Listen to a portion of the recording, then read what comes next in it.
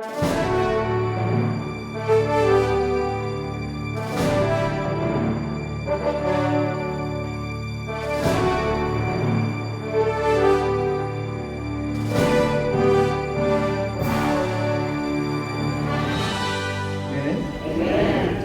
And at this time, we'll turn it over to Sister Carlene. Is she here?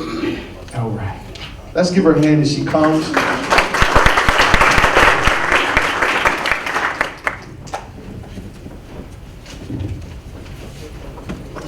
Hello? Yeah. Good morning, everyone. On behalf of the Westchester Black Women Caucus, the Greater Peekskill chapter, I want to welcome everyone and thank you for coming out. As the pastor said before, we just want to make sure we all are respectful of everyone here today. Okay, so keep that in mind. We want to say thank you again for coming out. This is our annual candidates forum, and as we go forward in the upcoming year, we look to increase the turnout as well. And as we want to also thank the pastor at Bronx, Lebanon for welcoming us in his house. We want to start out by welcoming the Republican and the Democratic team. And we also have some co-sponsors, which were NAACP and Mount Olivet and Lebanon Church, okay? And going forward, we will say the Pledge of Allegiance.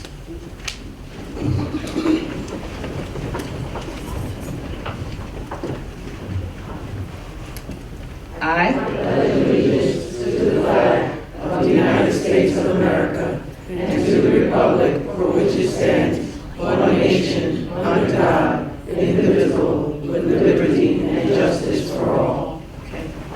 We have two moderators, Joy and Tony, and we'll be starting out.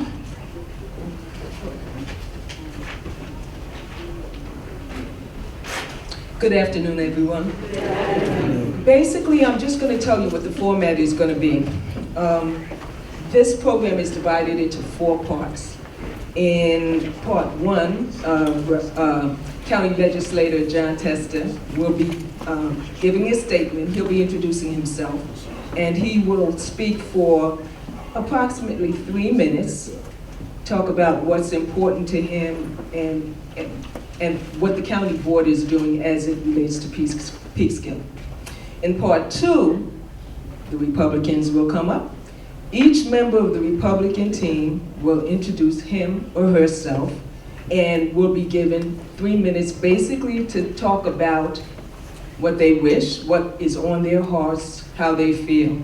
At that point, Tony and I will be asking the Republican team questions. Part 3, the Democrats will come up and do the same. Each person will introduce him or herself and be given about 3 minutes to speak what's on your heart. And we will then ask you questions. And in part 4, hopefully everybody has a piece of paper. If you have questions for either the Republicans or the Democrats, please write them down. Someone will collect them, and we will ask your questions to the candidates at that point.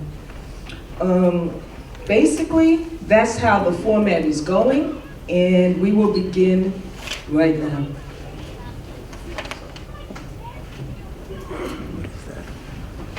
Good afternoon, everyone. Good afternoon.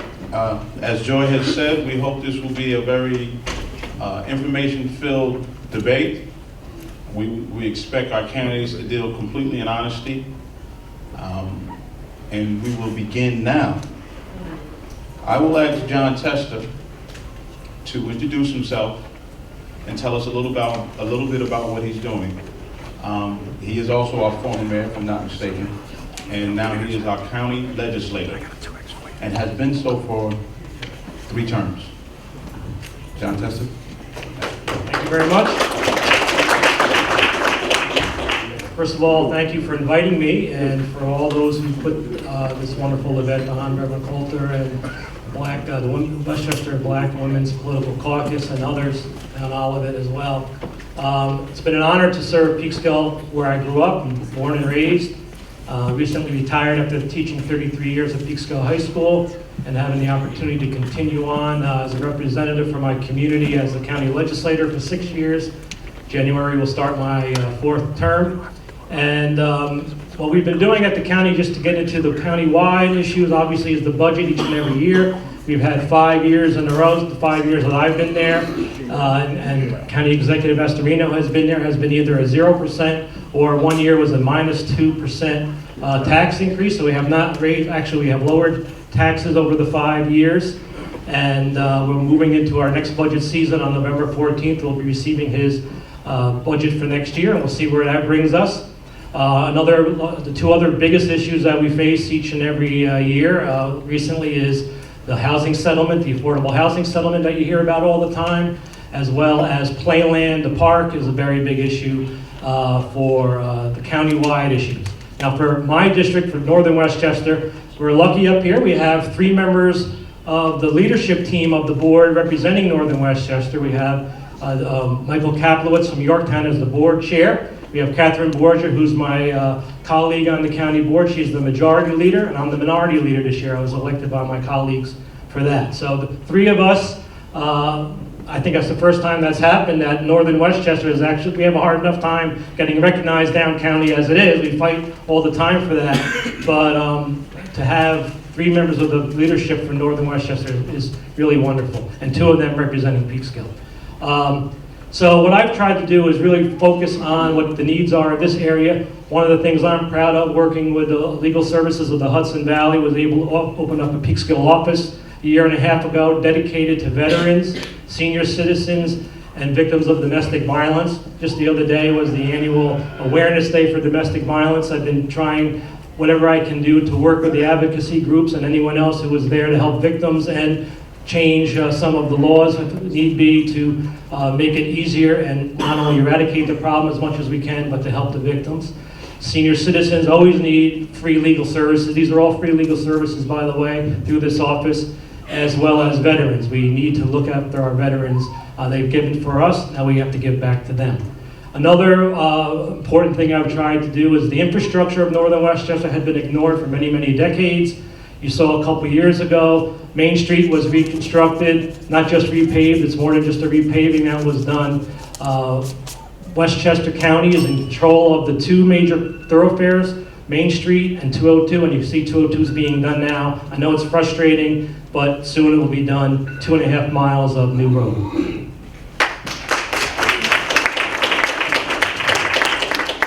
Thank you.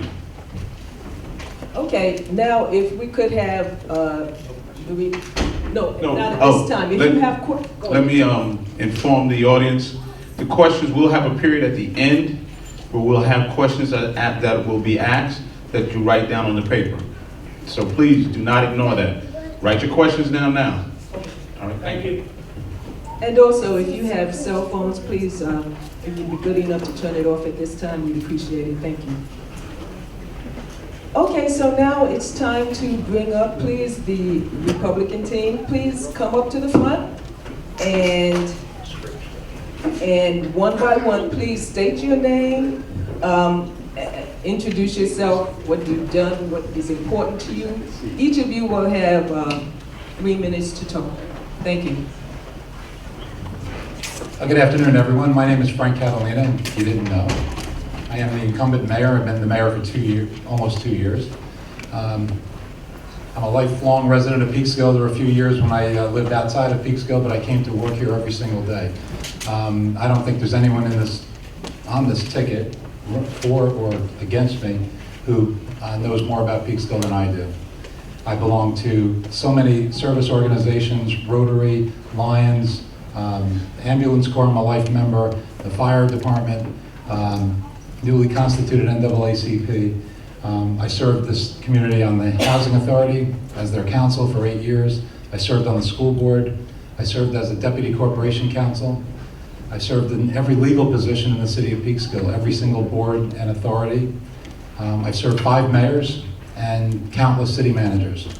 I ran for office because I found I had a lot of time on my hands after a personal tragedy took place in my life. And more importantly, I didn't like the way the city was going. We had 6 years of tremendous deficits, $3 million a year, a total of $18 million over a 6-year period. The average deficit of $3 million. And we had to turn those finances around. No new construction was going on. One new commercial building was built, a Walgreens drugstore, in 6 years. Okay, another one was under construction, a hotel, but that wasn't completed until after I took office. The problem is that a city has to grow by 2 to 4% every year just to stay healthy. And our city, actually, the total assessed valuation shrunk for 7 years in a row. These are the numbers, that's the report card. People may not like it, people can argue about why we had that report card, but that's the report card. In 2 years, in the first year, in both budgets I didn't pass, I inherited them, and with a hostile council, I'm a minority council, we cut that $3 million average deficit in half to 1.5 last year, and the preliminary numbers for this year's budget show that we cut it in more than in half again, to about $600,000 this year. So there is no question that we've turned the city in the right direction on the most important thing, and that was the finances. There's no question we've turned the city in the right direction regarding the attitudes in the city. Everybody has a positive attitude. The employees are overwhelmed with the way they're being treated. They're endorsing candidates, me, because they've never endorsed before, specifically. You just go around city, we have a feeling of optimism. We let people speak at City Hall. There's no disturbances at council meetings. There was even a riot at a council meeting. We have no police at council meetings.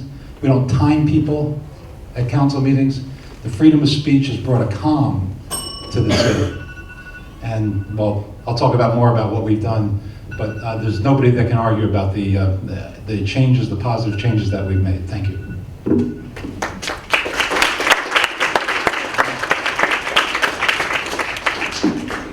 Good afternoon, ladies and gentlemen. First and foremost, I'd like to say thank you for allowing me to be a guest here in the House of God. My name is Brendan Fitzgerald. I'm a Democrat, and I love this city. And I'd like to tell you a little bit about myself, introduce myself. My family has been in this city for the last 100 years. A lot of you might know my aunts and uncles, Joe, Beth, Pat, Mike, and my father, Tom, Kathy. So I have a long history in this city, and that's an important reason why I'm up here. I'm not just representing myself, I'm representing a long history of our family name and a reputation that I need to hold up before not only all the members of this community, but also my family. I was raised in the area, and after graduating high school, I went to work in construction, and then 9/11 happened. I joined the United States Marine Corps Infantry, and I went to Iraq and Afghanistan. And I must say, joining the military changed my life in so many ways, and for the better. And one of the most important was that's where I met my wife, Lindsay. So I was very fortunate enough to meet her, and when I was done serving 4 years on active duty, bring her back to Peekskill because this is home. And we bought a house here, and we got involved in the community. From there, I began to educate myself. I went to college. I attained a master's degree from Manhattan College in organizational leadership, an undergrad in organizational management, and I went to work for Con Edison. At Con Edison, I've been there for the last 8 years and have become a project manager for them, managing 5-figure projects, managing people, process, and getting projects completed. Additionally, I've joined back into the military. I'm in the Air National Guard at Stewart Air Force Base as a firefighter up there for the last 3 years, which speaks to what the military can do for you and change your perspective on how great this country is. And it's my privilege to still serve to this day.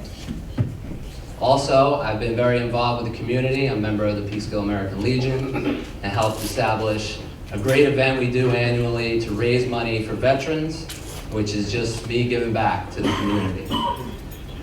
And it does not happen alone. It's a great community event. Also, I'd like to let everyone know here that the reason I'm running for city council is because I care about this community and I care about this city.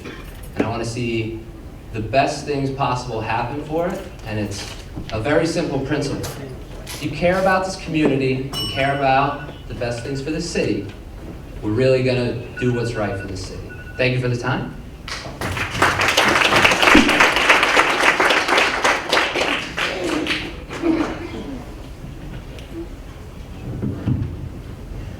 Hi, everybody. How are you today? Excellent. Thank you so much for having this. Thank you for doing everything you do. We appreciate that. My name is Tina Fisher. My maiden name is Scribola. My family has lived here since 1970. My father still lives in the same house I grew up in.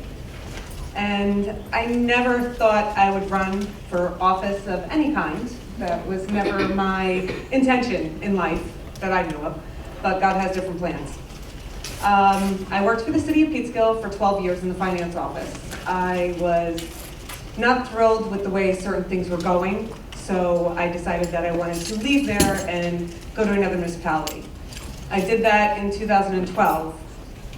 Right after I left the city of Peekskill, my husband was in a tragic accident and passed away as he was working for the city of Peekskill on the back of the garbage truck.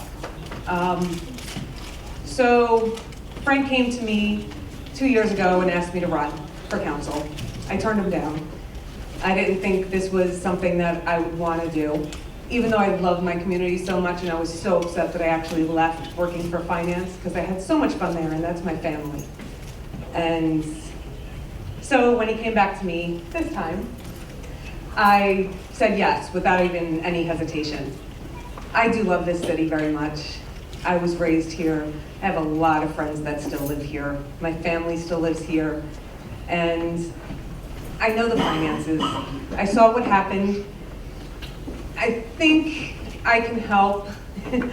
You never know how things go, but I do want to help Frank. I like his vision. I appreciate his vision. I think that we do need more stability in our tax base. And that is really the reason why I'm running with him, is because I appreciate his vision and I think I could be of assistance to this city. And anybody else, you know, no matter who gets in, I want to assist. I want to help. I want to help get the city to where I know it should be. And that's all that really matters to me. I don't care about political lines. I don't care about any of that stuff. I care about helping my city. I'm one of those people where I get up, I go to work, I take care of my family, I come home, I close the door. I'm not a community leader.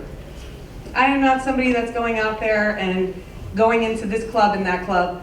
I'm taking care of my family, which a lot of the residents in Peekskill and every other community, they do that. Not everybody volunteers, not everybody gets out there. This is my opportunity through this to actually help my city the way I see fit. So this is where God led me and this is where I am. And thank you so much, everybody. I appreciate you coming out and listening to all of us and doing your choice for you and for the community. Thank you.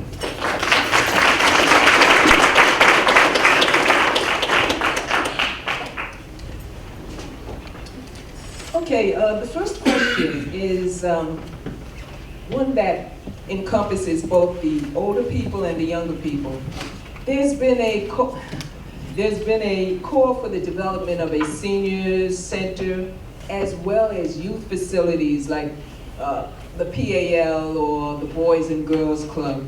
Are you in favor of making those things happen, and how do you plan to do so? And if you don't think that's something that's viable right now, why not?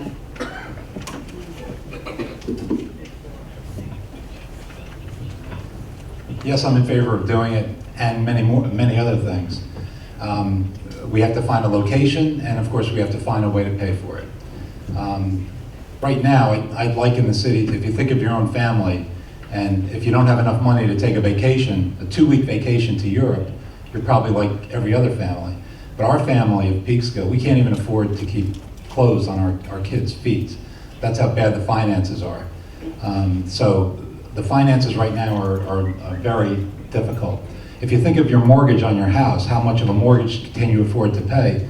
The city of Peekskill is, 6 years ago, it was about $15 to $18 million in debt. Today, we're over $40 million in debt. A lot of that was for a new water treatment plant. I'm not pointing fingers, I'm just telling you the state of our finances. To do anything like that would require a bond, because we don't have the money in the bank. We have no money in the bank, and we have no money to do it.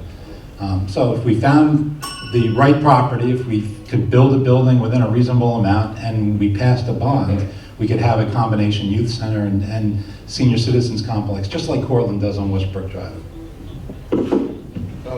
May I expand on that question? I wanted to continue with that. One of the things that we have concerns about is possibly the selling of Kiley Center. And what is the issue with that? Would that be a viable location, or if it's up for sale, wouldn't it be a viable location? You'd have to ask the owner of the Kiley Center, which is the federal government. We have no control. As our mayor, would you do that? Ask what the issues are and bring it back to the people? Would I do what? As the federal government, what Sure. is the issue? We appreciate it. A lot of people, the problem is, on something like that, they want you to be active. And other things, when you're trying to figure out what happened to the $18 million, you're a bully if you ask questions. So I'm a little hesitant to jump over Ms. Crossland's path and call the HUD directly. We have to go through channels, and when it's whose goose is whose gander. You know what I'm saying? So yeah, I'm in favor of petitioning HUD to sell or give the Kiley Center to the city of Peekskill. We already have the responsibility to maintain it. We have the responsibility to heat it and make sure the water doesn't leak. So yeah, but you have to. I'm only a part-time mayor. We have a city manager, so I have to be careful. If I say yeah, I'll contact HUD tomorrow, then there's some people in this room who are going to criticize me. And if I say ask the owner, there's going to be the same people in this room that are going to criticize me. So I walk a little tightrope. Well, I think the people of Peekskill would support you with something like that. Okay, then I'll contact them Monday. Thank you. We will come to the second question. And again, anyone on the board can answer this question. What is your strategy for getting more businesses, particularly large businesses, to come to Peekskill?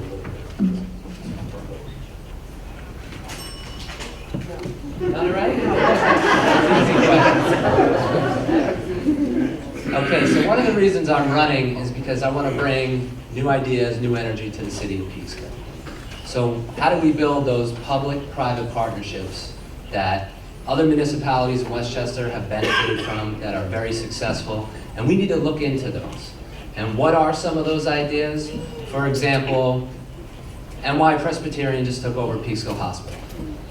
Now, NY Presbyterian is a partner, is Columbia University, who has an amazing nursing program.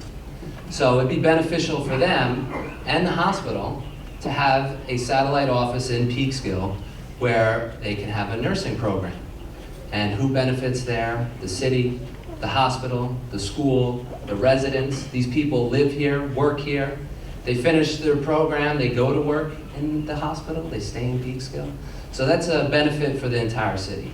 And these are just one of many ideas of how are we going to build and bring in new businesses, new ideas. And you have to reach out. You can't just expect everyone to come to Peekskill.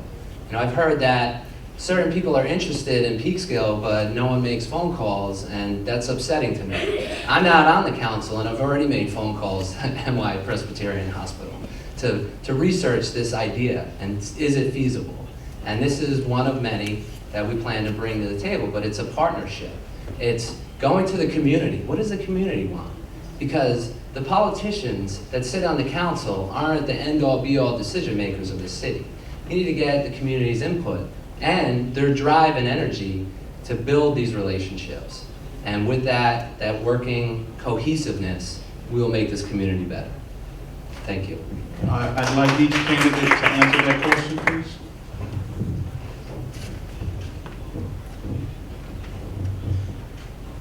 Hello again.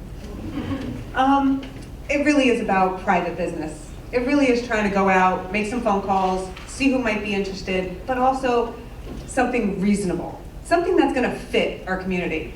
Not anything that's going to hurt our infrastructure or cause any type of toxic chemicals, we're right on the Hudson. We have to worry about these things. There are things that are gonna happen that people might not tell us about. We have to research these companies that might wanna come in. So it really is about research, about reaching out, about trying to figure out what's actually good for us. You know, we don't want this big monster building that's gonna be putting off fumes and gonna stink up the community. We have to really be mindful about what we do. And that's where I am, that we call private and find out what's going on. Mayor Catalina? I actually have a record of doing this. In my first week in office, the phone rang and somebody said, "Can we speak to the mayor?" And I said, "I'm speaking." And they said, "Don't you have a staff?" And I said, "No, we don't have a budget for that." In this city, I alluded to earlier, no new private investment was made in this city, except retooling a couple of restaurant buildings where they made restaurants. That doesn't really add a lot to our tax base.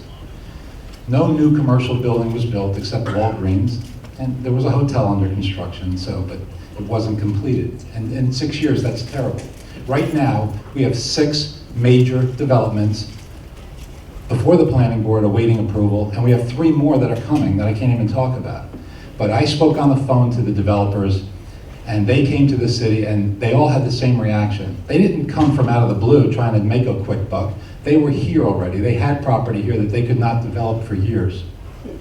You call Herman Paritsky, you call Ken Carney, you call Martin Ginsburg, you call Marty Weinberg, you ask them who answered the phone. Didn't answer the phone just to answer the phone. Answered the phone and said, "When can you come here? When can I come to you? I'll go to your office." It was that kind of openness that brought those developments and those projects to the city, to the planning board, and will put them in the ground. You know, in the last election, my opponent argued that there was $70 million of new construction going on, and during her 6 years in office. And when I asked for the list, the first thing on the list was 35 million. Half of that 70 was the Route 9 bridge over Central Avenue and the improvements to the highway. Public project. Another 15 million was Peekskill Landing on the riverfront, which is all fine, but those public projects don't put a dime on our tax rolls. And that's why we have the financial problems we do. Right now, we have almost $500 million, 478 million for the fact checkers, not under construction, but on the planning board. And these projects are real, they're gonna take place, and they're gonna stabilize the taxes so we don't have to keep balancing it on the taxpayers. That's what I've done to bring in new business. Mayor Catalina, you could just stay there and hold the microphone. Thank you very much. Hey, it seems that you like it. This next question Is is it obvious? This next question is specifically for you.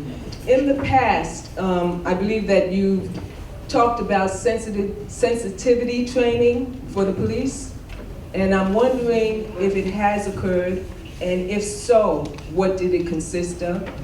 And if it hasn't occurred, why not?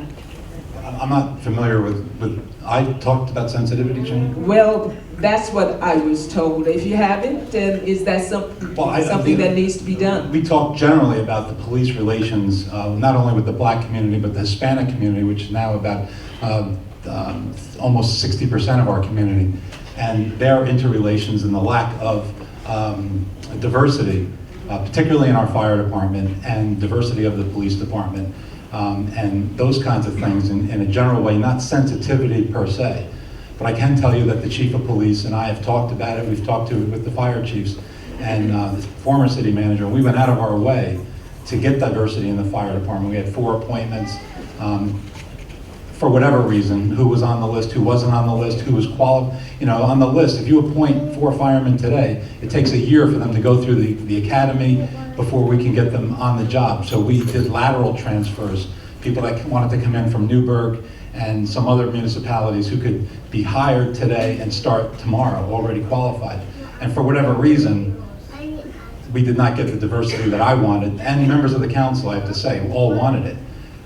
But you know, that's why we have a city manager who runs the city. And again, if you ask him why or tell him why, some people will criticize you for being a bully or exceeding your powers, and others want to know why not. So I have talked to the chief of the fire department, chief of the police department, about the relations with the community. Not the word. Let's talk about sensitivity today. I probably didn't use that word. And So has anything been done specifically with the Oh, yeah. police as far as relationships with the community? Well, I know that the internal workings of the police department, Chief Johansson has had numerous training sessions with the officers as to his outreach to the community. I don't want to say he did or he didn't, I just don't know that, but I do know that he's very accessible and he's a very hands-on chief and he does reach out to members of the community. I would venture to guess that it probably did happen. Thank you. Thank you. This is to all the candidates. There is a newly reestablished NAACP branch here in Peekskill. The question is, how do you think that impacts the city? And how do you see the mayor, common council, and the NAACP partnering together to enhance the city of Peekskill? Feel free, anyone. You love that mic, don't you? You should hear me sing. It's all right. I believe every group that has a common interest is not, and all of them have their own specific thing that they do. The Rotary Club, the Lions Club, the NAACP. All community groups should have an active participation in the community. When we think about doing something for the community, say cameras on businesses, I talk to the people in the Rotary Club. When there's an item specific, say the Youth Bureau, we reach out to people who are in the NAACP, but I reached out to community members before the NAACP was reconstituted to talk to them about their ideas. And I was contacted by people in this community about things that are going on in the Youth Bureau. So that's what I see their role as. Not they may not have a seat at the council table and we don't have to approve all legislation to them, but if something comes up, legislation that affects the black community or the community in general that you focus on, which is youth, we would contact you and bring you in as a partner. The same way we do with the other groups. And it's always on an informal basis. It's not really a structured thing, but we bring in the Rotary, we bring in the Chamber of Commerce, and all of these organizations as something comes up that affects them. So that's what I envision the role of the NAACP as. Mr. Fitzgerald. So, as the mayor said, it's an organization within the city, but really it's made up of all the community members. So it's a voice for the community, which should have a direct line with the people in charge of the city. So I feel the mayor is already a member with NAACP, and we should have a liaison from the council working directly, going to their meetings to understand what the issues are that are faced out there in our community. How else can we make this city better if we don't know about the real issues at hand? So it's definitely a partnership that needs to happen. I'm sure it possibly happened already. I doubt I'm the one coming up with this idea. But it's definitely a great thing for the community. Thank you. Ms. Fisher?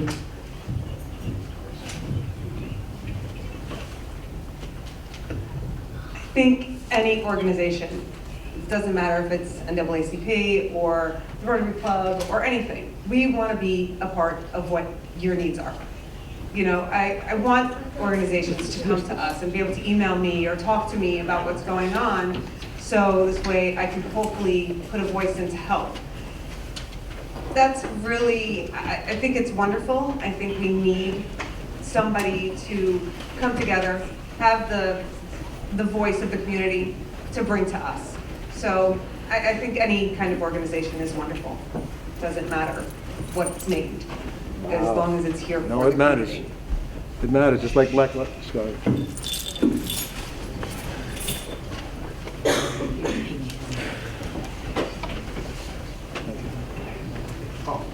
Oh, they got me back. Okay, see, I'm not like you, man. Again, there are many ways of maintaining order, and there are many approaches to policing tactics. Stop and frisk, reasonable suspicion. These tactics, most of the time, unfairly target people of color, black males in particular, Hispanic males. My question, Many feel that the approach is motivated by race and it is more of a tactic of control and prevention rather than to protect and serve. If elected, how would you address this matter, this concern? Be careful, I'm law enforcement. I know you are. I don't believe in the stop and frisk program. I believe that we have a policy very similar to the New York NYPD program. I know that our chief of police doesn't have a stop and frisk anyone for any reason. And you need, I'm a lawyer, I'll talk in legalese, you need probable cause. If there's probable cause, there's going to be a stop, and there's always going to be a frisk for the protection of the police officer, to make sure somebody doesn't have a concealed weapon. MAP versus Ohio, you're familiar with all those, the legal jargon of it. But I don't believe that, I don't agree with the premise of your question for this community. I think this community has a history of very good race relations, even during the 60s. When the rest of the country was exploding, the city of Peekskill had its problems, but relatively speaking, this community has had great relations. I grew up in the 70s, and I lived right on Lincoln Terrace. And when I went down to Smith Street, my cousins, I had cousins that lived at Dunbar, and I had cousins that lived down on Smith Street. We went down and played, we all played together, and it was fine because, I say half kidding around, we were all poor. Everybody was the same. You always had a couple of rich people up on the boulevard, but for the most part, those kids, all of us kids, I transitioned from Assumption School right into Peekskill High School with no problem at all, because I knew all the kids from my cousins.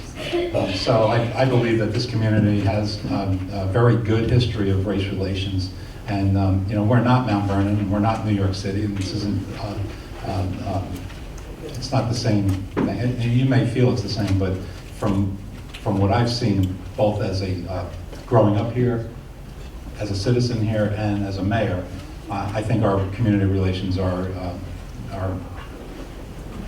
better than pretty good. I would say very good. To respond to that as a former law enforcement officer and also being a black male that has raised black children, every community could improve upon their tactics. Not saying that Peekskill is Mount Vernon or New York City, but Peekskill has its own unique issues. And as far as the question, I'm glad that you brought up, it's not like a lot of communities, but we still have challenges here. Everybody does, and we always will. Thank you, Mayor. Mr. Fitzgerald.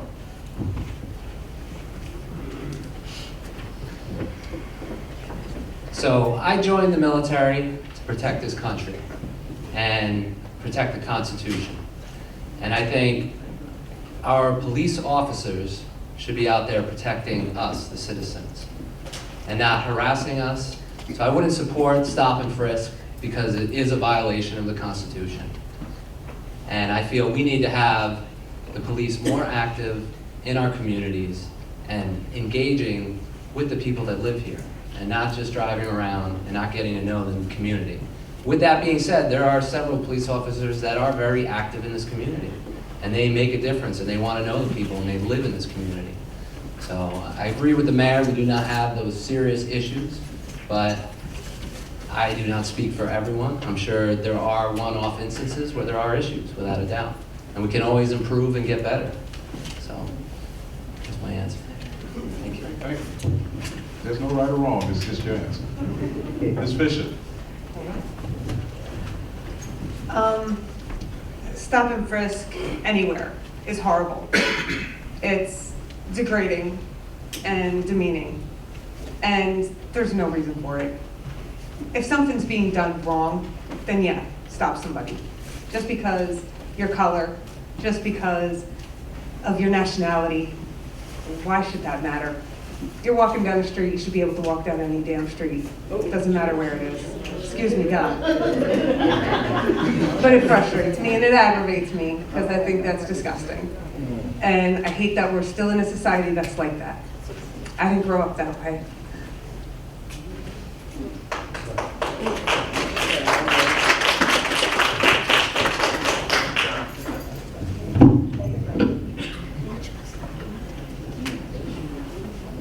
Okay, the next question will be the last question for the Republicans. And we'd like just to, it was actually plagiarized from the Democratic candidates national, you know what I'm trying to say. Basically though, the question is this: do Black Lives Matter or do all lives matter? Is that a serious question? It's a very serious question. All lives matter. Continue. Can you expand, or is it self-evident what you mean? I think it's self-evident.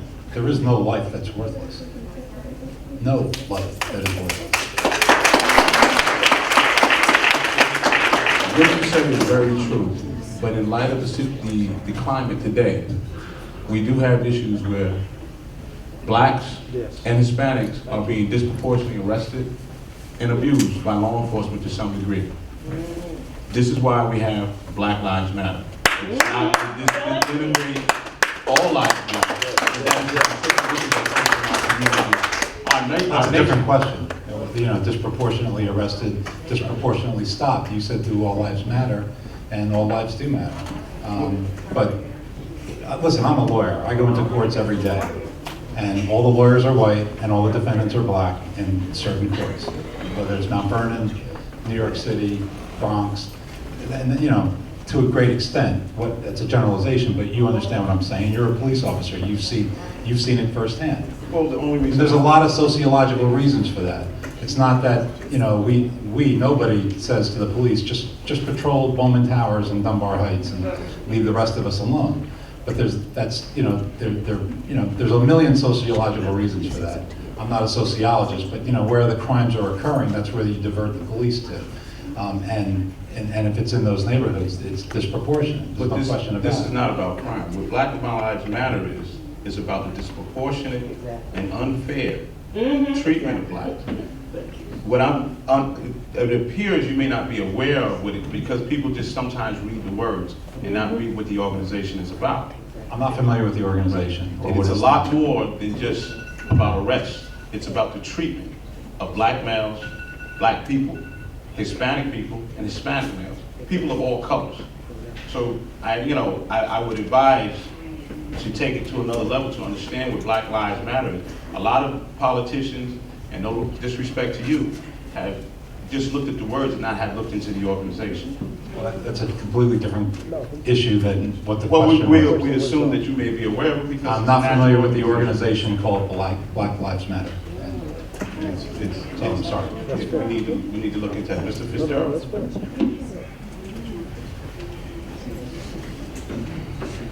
So first and foremost, when I was in Iraq with my brothers in arms, no one was going, oh, only the Black Lives Matter in America, only the Spanish lives matter, only the white lives matter. We were protecting America. And I believe 99% of the people in this country care about everybody and respect everybody in this country. What we really have is an issue with how police officers are treating certain individuals. And that's the real issue here. And you know, that needs to be corrective action towards those police officers that don't respect that everyone's an American citizen here and has equal rights. You shouldn't just go after someone because of their race or nationality. And yes, all lives matter. Again, to be familiar with Black Lives Matter, it's not just about law enforcement, it's about opportunities. It's about businesses, it's about jobs. It's about the treatment of people of color, not just about arrest. And I would advise each and every candidate to take a look at what Black Lives Matter. There are several organizations underneath Black Lives Matter. And we need to be conscious, especially since it's a national organization. It will affect the national elections, to be conscious of what it means, because this question will be presented to you. The people in this audience are of that. It's not to denigrate or to belittle any other organization. All lives do matter. But we have an issue, a national issue going on right now where Black lives are apparently not as valuable, it appears, based on issues in terms of jobs, in terms of law enforcement. You have so many cases of the wrong person being spending 20 or 30 years in jail.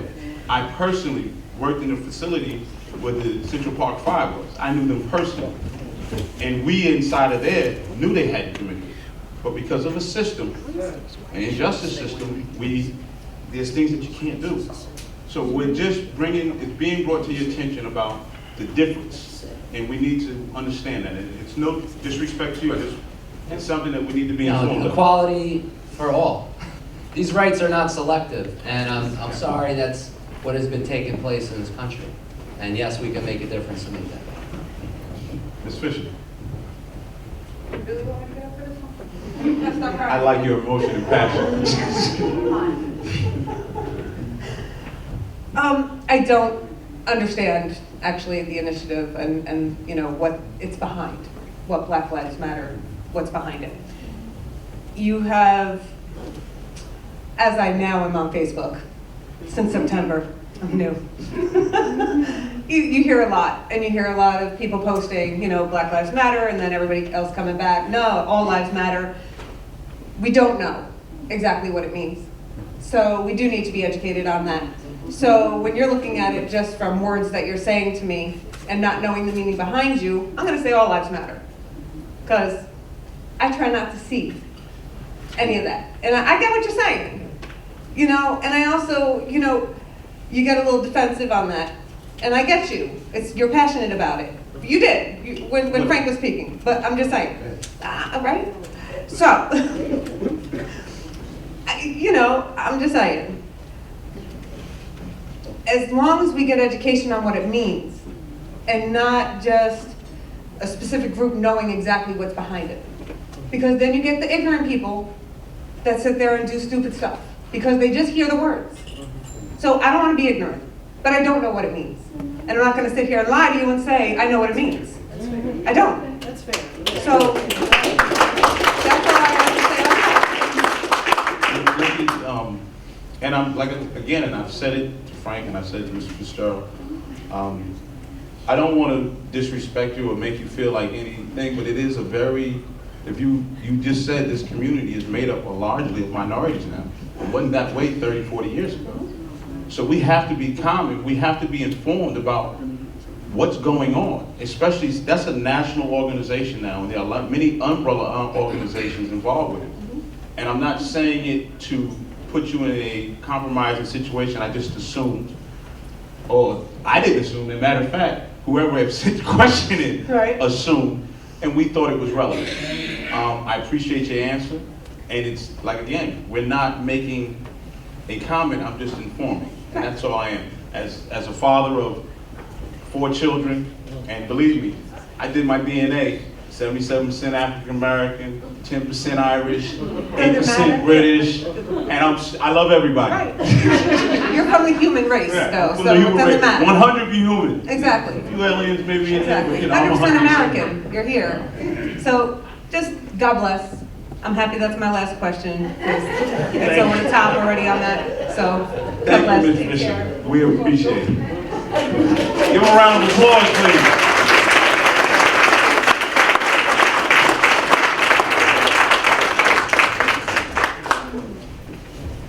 Okay. Y'all seen the heat that y'all got? They got. Guess what? Guess who's on here now? Yes, candidate Ken Martin, you were first, and from there, we would like everybody to come up and sit down. Candidates, you can relax a little bit, or you can stay up there. That's your decision. Introduce yourself, Ken, and we'll begin from there. Absolutely. Hello, my name is Ken Martin. I'm a school teacher of 30 years, currently teaching Harlow. I've lived in Peekskill for 18 years. I love Peekskill. And I couldn't be more motivated to make a difference here. You know, I've spent a life in public service, whether it was working in education or volunteering to help run the track organization that runs the national area called MAC, or whether it was volunteering at the Columbus Day races for 19 years, or whether it was helping out in my neighborhood on community issues. I've always been a public servant. But what I've never been is a politician. So I hope all of you forgive me if sometimes I make missteps, because this is a new process to me. But that said, why do I love Peekskill? I love the cultural diversity that is Peekskill. I love the history that Peekskill has. Who knew how much of a major player Peekskill was in the Underground Railroad? Amazing. I love the beauty that we have and actually at the waterfront. And I can't tell you how many different places you stand and how many different views you get. I was up on Buena Vista the other day, and I was standing on one of the front steps and going, this is a view from Peekskill? Wow. But what I really have come to love, see, there's where I started when I started campaigning. And then there's what I've become after campaigning, after talking to so many of the citizens. And here's what I've learned, and why this is such a critical turning point, is that there is a huge number of people in Peekskill ready to step up and change what Peekskill is. And the NAACP, to me, is the tip of the iceberg. They're major. But what they indicate is all these people who are ready to step up and move Peekskill forward. And what I want to be is I want to be that person in the middle that brings them all together, that brings the different players, whether it's from the churches, whether it's the NAACP, whether it's the school system. I want to bring them all to the table, get them together, and move Peekskill forward. And I believe in my heart that we're ready to do that. It's a wonderful time for Peekskill because we have that happening. I also believe that I have a good team I'm working with, and that they have a vision to move Peekskill forward. Now, our platform may not be perfect, but you can see what we stand for, what we believe in. Thank you.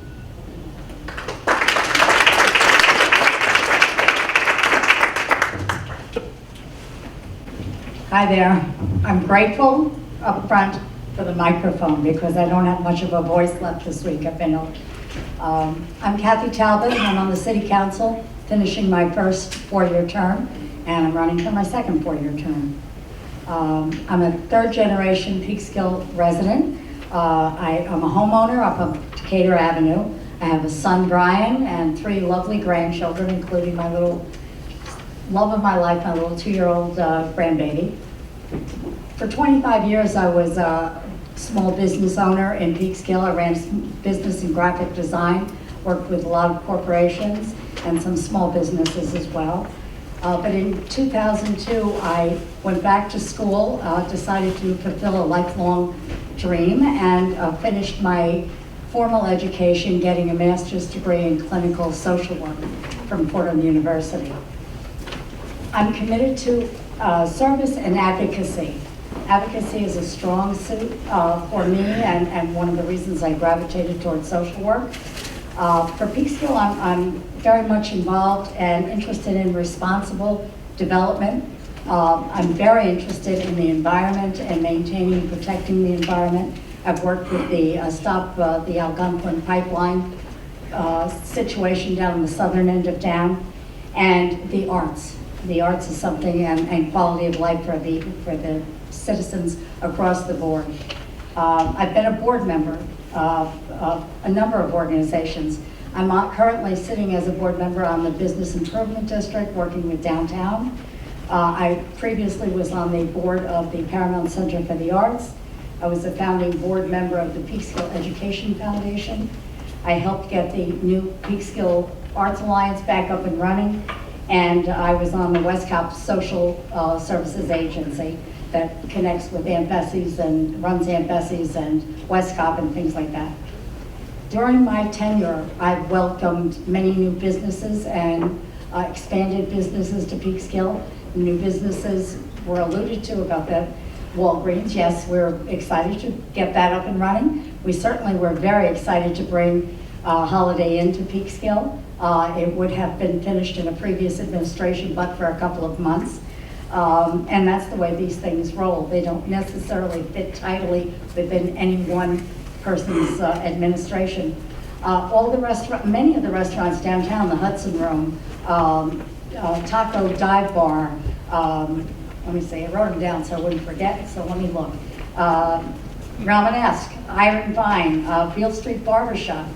These are early electrics. Joanne Fabrics is a national brand that came to Peekskill during this time.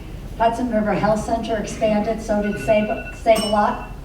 And I would love to have your vote so that we can continue our positive plan to push Peekskill forward. Thank you.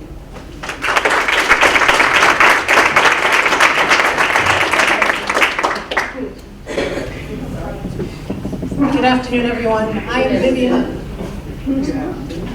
Vivian McKenzie. I'm a lifelong resident of Peekskill.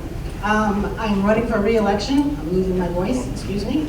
I am a graduate of the State University of New York at Binghamton. I'm a Goldman Sachs scholar. I've been sitting on the council for about 2 years. I'm passionate about Peekskill. Our mayor spoke about the things that have occurred here. I'm the first African-American woman to sit on the council in Peekskill.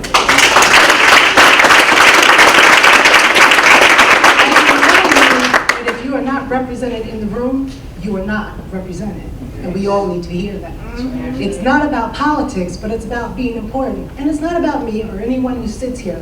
We all need to be involved. There are tons of commissions, there are tons of bodies that in your city you should be on, and you should know what is going on in your city. Don't leave it up to me. Don't leave it up to your mayor. Don't leave it up to your city council, because it will not happen. You have to be a part of it. That being said, the vision of the city I see is the vision that I've seen all my life here. A community that works together, that empowers and encourages our children, that looks for economic development and the right development. We talk about things that haven't come here. I've sat on the council for 2 years, and the projects that the mayor talked about, I've seen them 2, 3, 4 times.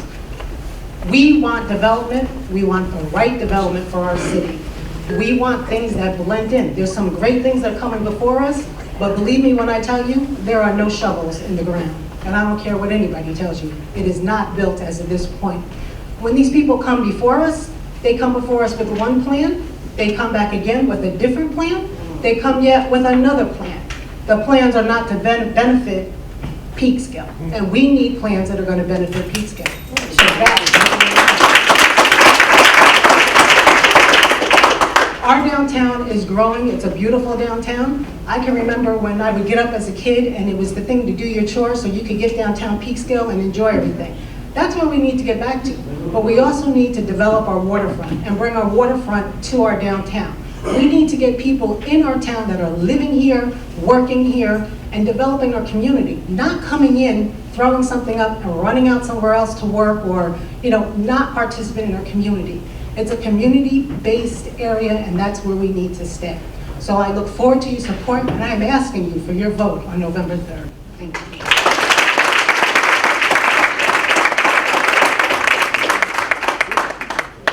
Good afternoon, everybody. Y'all better smile at me, shoot, hello. Goodness, my name is Andre Rainey. Born here in Peekskill, father was in the Air Force. We went to Germany at a young age. I also went to the city of Las Vegas, Nevada for a few years. And first thing I want to start off saying is running this election has really opened my eyes to a lot of things. I can admit that I'm tired, but I'm not necessarily physically tired.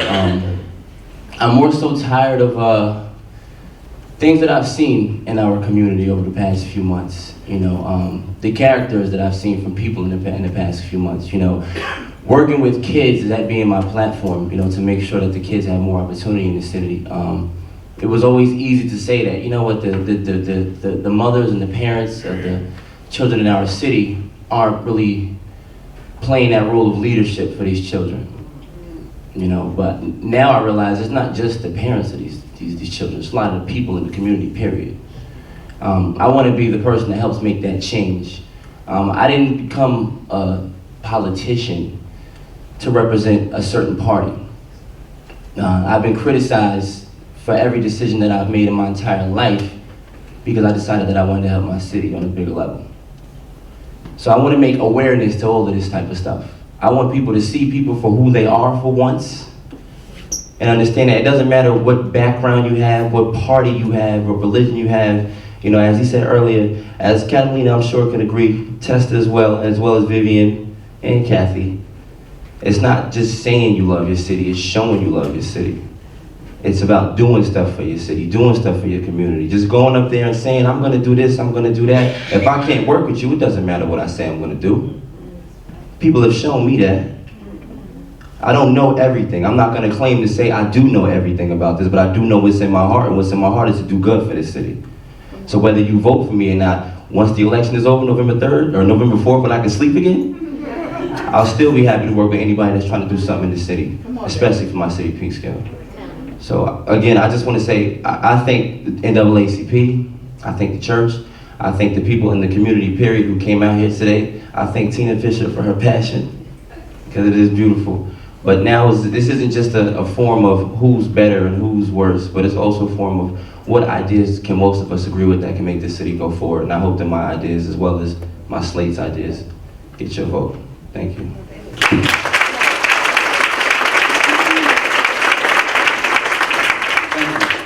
Introduction. Democratic nominee for mayor, Ken Martin. We will begin with you. Of course, there's been a call for the development of a senior center and a youth facility, like the PAL, the YMCA, the Boys and Girls Club. Are you in favor of both of those things? And if so, what do you plan to do to make it happen? And if not, why not? Well, certainly I'm in favor of making it happen. It's complicated. I think Mr. Catalina was right in terms of referencing the complications in finances. This is one place I'm going to step a little bit out of the platform, and I hope people forgive me, but you'll find that this team has a lot of different ideas, and we're not always the same on them. So what I'd like to do is look at the possibility of writing a tight lease on the Kiley Center, and then finding a way to feed money into that. And what that may come down to is, and some people have accused me of not wanting development, but since my dream is to rebuild the Kiley Center, write a tight lease and make that happen, the only way that happens is through gap fees and development. So unless we get development, we're gonna have a hard time doing that. But the natural way to accomplish it is to get a development with enough residences at the gap fee rate and take that money and feed it into the Kiley Center, but without a tight lease on the Kiley Center, couldn't be done because it's not owned by us. And we're not feeding a bunch of our city's money into the Kiley Center unless we got something that protects us. I also think the building across the street is a great way to build up our recreation. For that to all work, the first thing that has to happen is that recreation has to become unified in Peekskill. Right now, recreation is to some degree split. There is an easy way to start fixing this. With the new technology, let's just take the website that's on recreation and put links to every single recreation player in the city, whether it's public, private, or non-for-profit. We can help our private businesses. And by the way, let's add into that our community service. You know, people said to me, oh, recreation's great, but what are you gonna do for the older kids? They need more than that, they need job training. Well, we can't always get them a job, but I'll tell you what we can get. We can get them recreation, we can get them community service and learn something there. Just to add to that, one of the things that we did mention was YMCA, Boys Club and Girls Club, PAL. There are grants out there, and being that we already have a stationary facility, these things can be achievable, and the only thing that we would have to do is how do we maintain it. But we'll go on to the next candidate. Yes, ma'am. Same question? Yes, the same question.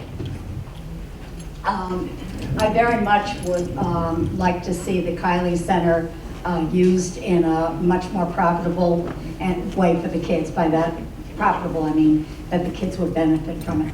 I've been down there, I've been helping out with the food distribution once a month, and I've been able to really see what bad shape the Kiley Center is in. And I understand it's owned by the Housing Authority, but I think that what we have to do is really do like a task force with people like PAL and Boys and Girls Club and citizens such as yourself and Andre, who works with the kids, and really put together a real focus so that we can move forward and do something. Maybe we can buy that building. I'm not sure. I can't say that I'm sure how that's going to work. But I think that Ken's right. We don't have, it's very scattered right now. There's the rec, Parks and Rec, we have the Youth Bureau, we have the Kylie Center, we have church groups that have recreational opportunities for kids. It's not integrated in any which way. So I think we have to do much more along those lines, and I would love to see that happen sooner rather than later. And grants are a big part of it. Thank you. I think both Kathy and Ken alluded to it. Our youth programs within Peekskill are very scattered. And I think one of the better ideas would be an umbrella of one whole youth organization, and underneath that organization to have your youth bureau, to have the Kylie Center, to have your Parks and Rec, so that you could have this not-for-profit portion of it, and then also a profit portion of it where you can actually go out and get funding, so that we're not just looking upon our taxpayers to fund these programs, but to get corporate sponsorships. So this all comes together underneath one umbrella. It's hard to do. We have actually looked at Boys and Girls Club, but you have to have the seed money to start a Boys and Girls Club. It's, you know, and there are grants, but it's a huge amount of money. But we definitely need to do something that puts it all together. It doesn't make sense that we have programming at the Kylie Center that people on this side of town don't know about. It doesn't make sense that we have Parks and Recs that does activities that other kids don't know about. We have things that are going on at the Youth Bureau that children over here don't know about. And we need to one foundation for our children so that they have a strong start.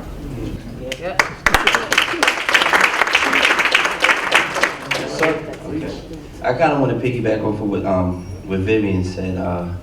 I do, you know, I've spoken to some of you before about this. I think it'd be a great idea to bring, you know, whatever stuff that we could bring in here for the kids as far as, you know, YMCA's and all that. I think it would be good, but you know, getting the grant money to make it happen. But my concern would be more so, is it just going to be something to say that we have it?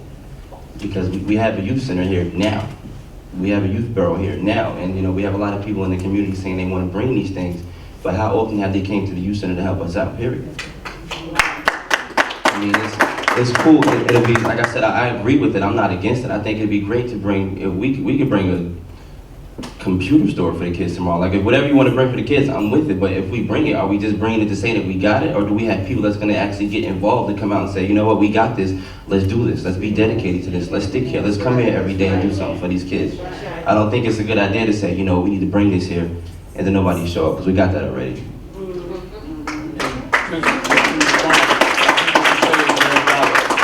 I think what the issue is that not everybody's aware of what's going on in the youth center. And I think that's our responsibility as a community. But I think coming from leadership to centralize everything and get it going so that people know what's going on. I myself have to do the research, and I find out, I bring my son down to the Cali Center along with other places. I've engaged my daughter in other sports and stuff like that, and come to find out about other programs, not just sports, but what's going on. The thing that we're looking at, because we tend to see that the Kylie Center at this present time, the issues in there are not being addressed, such as, I remember last year for a period of time, they didn't have any heat. You know, Last year? Yeah. You talking about this year too? And that's something that leadership has to be responsible for. And so what we mean by that is just possibly bringing in boys club, girls. You may have some funds that may be available through the grants that may be able to fix some of these facilities, and that's the only reason why. It's not that, because we see we're getting shortchanged right now. We're paying tax dollars. We have programs possibly for younger children, but there's a group that needs, and that we really need to engage, which is 13 to 18. You know, and that's what a concern, that's my concern, because as my children into that age group, as everybody's children into that age group, but kids that have already fallen through the cracks, what do we have here that really addresses those concerns? And I'm not, again, I don't want it, but we're just bringing this to the attention of the No, yeah, I completely understand. And like I said, I agree to bring any of those type of venues to the city for the children. I think would be a great thing. And if we can get the grants or, you know, the money to produce it, I think it's a great idea. You know, but again, like I said, my concern would be, I mean, I like to see it start somewhere first. You know, and now that we, for those who don't know, now that you do know, we do have a College Center that is for the kids. You know, we accept volunteers to come out and help. You know, we do stuff at the College Center every Wednesday, Thursday, and Friday. I'm there as work, but I've been doing stuff there for the past 6-7 years as volunteer. So it didn't just come out the blue. When we have all these ideas of brainstorming, bringing new stuff in, I think everything is beautiful. You know, I think that the reputation of the College Center is what causes people to not necessarily come. I don't think it's that people don't know that it's there. You know, I think that it developed, like you said, the kids that are 13 and 18 are lost in the cracks. Those kids that are lost in those cracks because I see every day. So we need people to come back, be that community that we say we are, come back and help those kids, and we can build the reputation of that College Center up. And then, by all means, bring anything else you want to the city. But let's start with what we have now.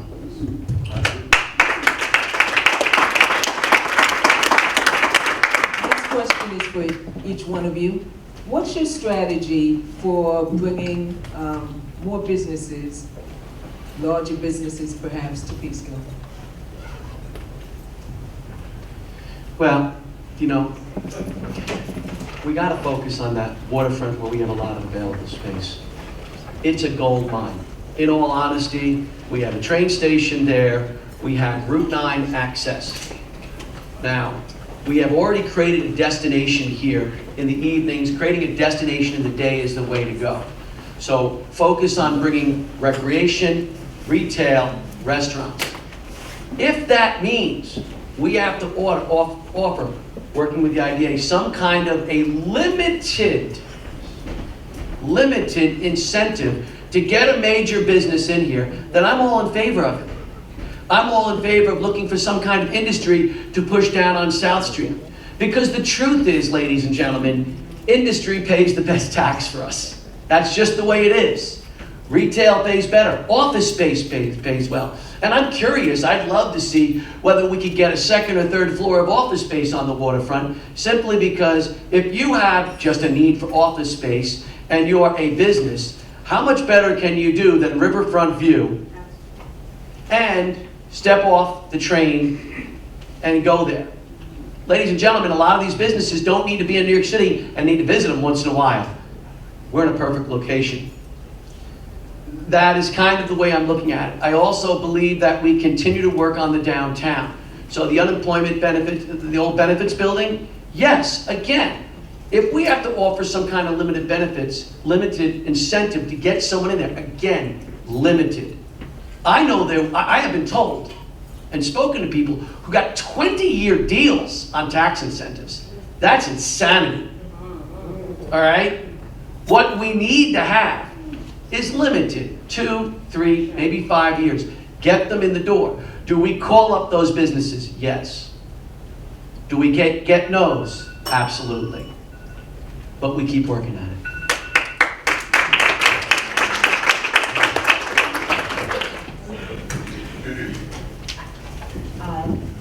Yes, I think we need to really be more proactive about reaching out and getting new business. We have an economic development specialist working for the city, who I know is working on bigger projects. We need a combination, I think, of big and small. I don't think there's a one answer here. I think we need to get some industry in, and hopefully it's green industry or maybe something in a specialty field like multimedia. But we have to really balance that with the people who probably would like to have small businesses in Peekskill, like freelancers and people like that were in my previous profession, which is graphic designers or multimedia specialists or chefs or anything like that, because they'll employ a few people and people the downtown. At the same time, I'd love to see a big complex coming in that has multi-use down on Lower South Street. We have that whole area to be developed, and thankfully we have that area. It's now a sizable piece of property that would be attractive to certain types of developers. We had people come before us on the council in the past. You know, there's some developers that just want to, they take a look at Peekskill and they say, okay, you do well with Beach Shopping Center, I'll make you another one. We'd like to step that up a little bit. So, you know, developers come and go, and then they come back again. And they come back when there's money to be made. Developers are about making money. So, you know, right now, everything is on the upswing around Peekskill. And I think that we have to really take a look at our retail study that we did a number of years ago. It gave us a good groundwork for the kind of businesses that would serve Peekskill during the daytime and also in the evening. And I'm going to stop right there.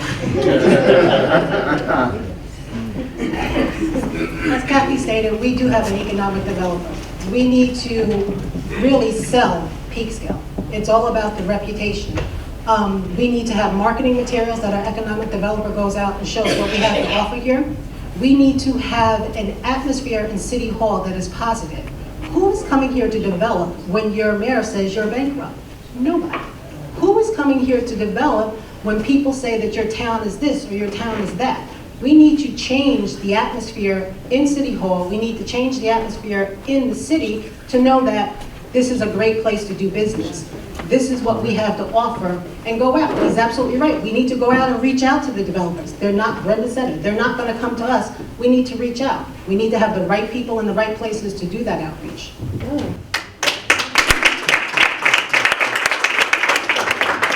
All right, this is one of those parts of the campaign I'm still doing my learning part.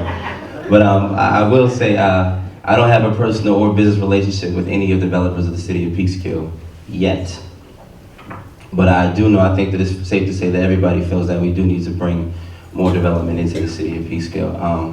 I do believe that reaching out to these developers is actually, you know, a step forward, but also building up the reputation of Peekskill. You know, if we can continue to try to keep some of those events like we've had before, like the Peekskill Exposition, and you know, Juneteenth and the Cinco de Mayo, like these things is what makes Peekskill look great to people from the outside. And then, you know, we do have developers that are already here working, so if we can get some of them, you know, to show the new developers what, you know, the success of their businesses, you know, what their businesses have done for the city of Peekskill as well as themselves, I think that we can make, you know, I think we can get more people to come out and bring business here, you know. So, but I ain't gonna say too much on that topic. All right, the next question. The next question is for Democratic nominee for mayor, Ken Martin. And this is it's the same question we asked Mayor Catalina. Do you believe, it's kind of crafted a little different. Fair enough. Do you believe sensitivity is necessary? Sensitivity training is necessary for the police department? If so, what do you think it should consist of? And if not, why not? After being a resident for 18 years, you've seen a lot. You know, I think in likelihood, sensitivity training is necessary. But in truth, this is a complicated question for me. Because you're asking me to speak to something, which for me to tell you how I feel about it, in a sense, is a lie. My wife is Peruvian, and we've had this conversation, especially in the last week. She has dealt with a great deal of racism. And she says to me, "You don't understand what it's like." And the only thing I can say to her is, I don't. I'll sit there and I'll listen to you, honey. And I'll try to be the best to be there for you. But for me to tell all of you, I understand what is really needed here, it's just not fair. So in my mind, given what my wife has taught me, yeah, I think sensitivity training is needed for a lot of us, because it's hard to understand when, quite honestly, I'm a white guy. I walk in the easy shoes. I don't face that. And I don't pretend to know I do. But I'll tell you what, these issues do exist. And anybody that's going to say they don't is turning a blind eye to it. It's there. I teach in Harlem. It's there. I've watched what my wife goes through. It's there. What do they say in AA? You can't fix the problem until you admit you have one, ladies and gentlemen. We have a problem.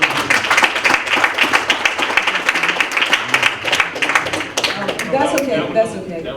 That was only for him. Yes. You want to jump on that? Actually, we need to move on, and time is beginning to pass. So, just going back to the question about the NAACP and the mayor's involvement with it and the Common Council's involvement with it, how do you see working with the NAACP in the months and years to come if you are elected? I'm a history teacher. And you know, one of the greatest things is certain people have wisdom from way back. In ancient Greece, they said, democracy isn't you come out and you vote. Democracy is more than that. You have to step up. Well, the NAACP is stepping up. Now, where can they help us? Let's be serious. We need their help. I mean, not for nothing. We need their help. And places they can go. They can now help organize activities that will bring together the police and their community and make both more human to each other. From my understanding, when they bring together, for example, basketball games with the police involved, those kind of activities, the PAL, those kind of things give a more human face. And so when the police are dealing with the minorities, they're going to have hopefully a different approach. But we need them. We need the NAACP all over the place. Because the truth is, Peekskill doesn't have the resources to fix all the problems everybody would like fixed. So if we're going to organize new things, like, for example, recreation, we're going to need more than the money Peekskill has. We're going to need the help from people like the NAACP. You know, it's interesting. When I gave my vision for trying to heal the wounds that exist sometimes between us, I said to Reverend Young, I said, I wanted to use recreation, and now I know why he's so successful, because without missing a beat, he goes, oh, recreation for reconciliation. Now I know why he does so well.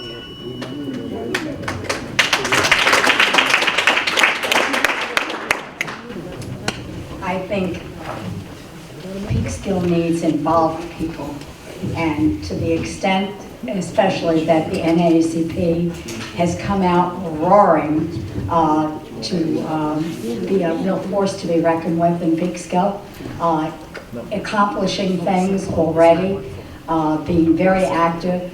I think that's great, and I think that will really help bring, like Ken said, I mean, I don't want to repeat what he said, but bring various parties to the table and be a force to be reckoned with the kids especially. That's what I'm very interested in. I think it would be helpful for all of us to have a certain amount of, I'm going to step out and step over to Ken's previous thing about the sensitivity training. I learned a lot about that and the interactions with race and in social work school. And certainly there is such a thing as white privilege. I think that we really have to learn to work together, to see the common ground. I believe in the concept of we're a community and it takes a village. I believe in all of that. And I think that together we can work miracles if we're all working together. And actually that's why I joined the NAACP.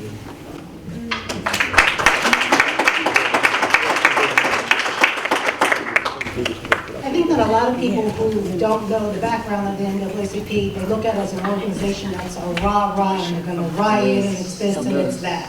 I think it's important that people look out and they see that this is an organization to bring people together, to bring values to people, to put an organization together that comes out and says, you need to vote. You need to do this with education. You need to do this for housing. You need to do this. That it's not this rah-rah, we're gonna riot, but it's a organization with values, with good people running it. And yes, we need this in Peekskill, along with all the other organizations, but especially this to get people out and get them educated to know what's going on. So absolutely, there's a place of faith. I have a few comments about the NAACP.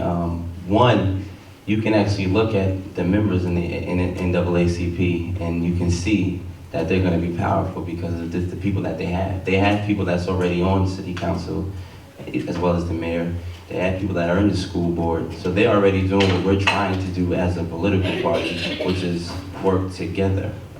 So the work between the mayor and the common council with the NAACP, you can't fail. When you have people that are willing to work together you got Mount Olivet church members, you have Mount Lebanon church members, you have the city council, you have the school board. So you have an organization of people that aren't saying, we're NAACP, we Black Power. It's not about that, it's about coming together, and that's the first step to changing the entire city, period. With or without our help, they're gonna make it happen. But the fact that we're involved in it already, I think that's great. So I think it's gonna be easy to work with the NAACP for anybody on the Common Council.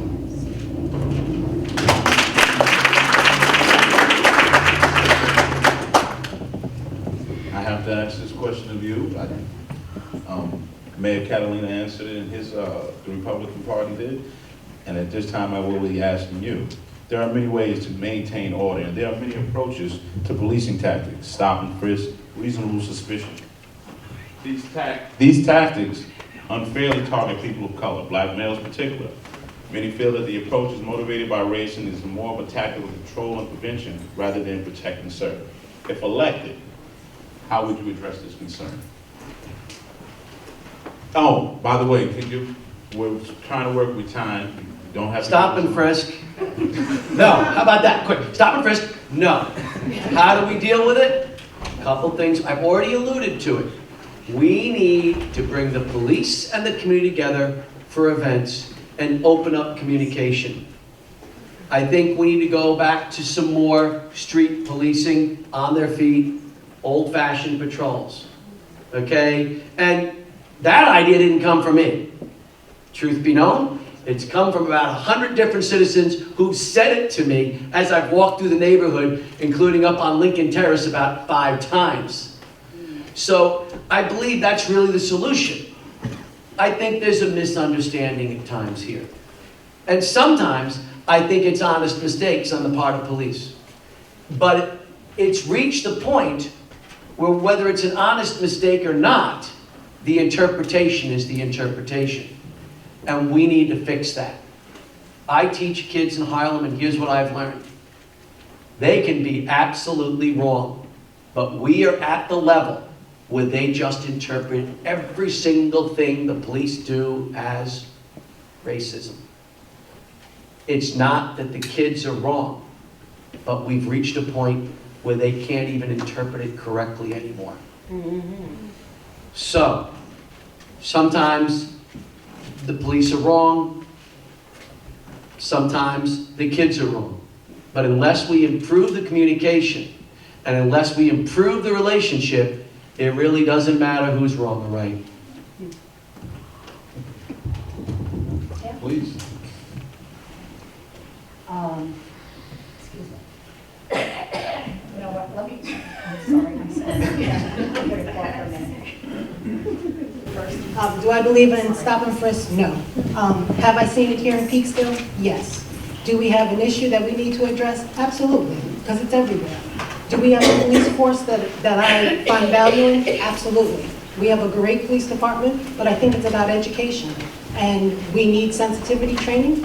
We need to, Ken said, have an open communication with our youth, because it starts with youth. There is a program that's already in the midst where the officers are working with kids, but we can't be blind about it.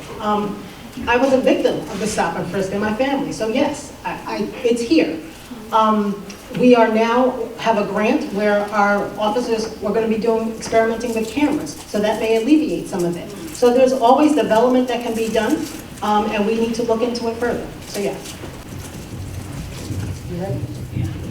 Sorry. I'm amazed that I got through this. Yeah, I'm totally against stop and frisk, and I'm totally for getting better education and sensitivity training, as well as youth and police working together to know each other. I think sensitivity training actually has to take place across the broad spectrum of the city, in City Hall as well as in the police department. In fact, I did some research on a program that had been suggested called Undoing Racism. It's a 2-day workshop given down in the city, and I've given that information over to the city manager to look into, because I think that's something that might be very helpful for all of us. I would think that it might be helpful for everyone. So I think it's a question of really, first of all, acknowledging that there is an issue. I can't believe that there's not an issue in Peekskill. I think there is, but I don't think it's proportional. It's a small city. But the other thing I think that's important is to continue our goal of trying to hire local people for the and diverse people for the police department, and I think that will help address things as well. Yeah, I'm not for this stop and frisk. I think stop and teach or stop and talk might be better, but I'm not really for the stop and frisk idea. But we also got to look at where it came from, like the reason that they created this stop and frisk. I'm not really sure the exact details, but I'm sure that they felt they had a reason for it. So I think addressing that would be something that we want to make sure we eliminate from happening in Peekskill. If it's because they feel like the black kids are some type of way, or like he said as well, it's the perception. I mean, even in the biggest influence I see in most of these kids now is older brothers and sisters in music. And I think that the music that these kids are being exposed to is like manipulating their heads to feel a certain way about the police, period. And about the way they're supposed to live their lives. So I can't always say that the police are 100% wrong, when sometimes it's not the police that has the perception of the children. It's the children that have the perception of the police. So when police come around, they handle themselves in a different way. And every reaction, what's that phrase? Every action has a reaction. I think it's starting to get to the point, like Ken said, he didn't get to see the other side because he's a white guy. But if we don't fix something, we done seen some riots. So but I think it's important that we address that now before, because right now I have a good relationship with Johansson too, and the Peekskill police. I think that addressing the actual fact that we had to even speak on stop and frisk is something that we want to bring here. I work with people. One of my closest friends, he does a workshop in the city, in the Bronx. The first Friday of every month, and he teaches, Know Your Rights. It's called Know Your Rights workshop, and he just teaches the different laws and things that the kids need to know. We haven't been able to bring up the Peekskill just yet. We're working on that, but these are the type of people that we learn from, and I think that's going to be something good for the kids. Well, as a matter of fact, we have brought you here to a couple of times. One of the things is, and this is, I think all the candidates answered responsibly in terms of both Democratic and Republican, but education is a main factor on both sides. And I think that's where we fall short at. As someone that has taught a law enforcement course to youth for 3 years, 83% of them stay out of trouble.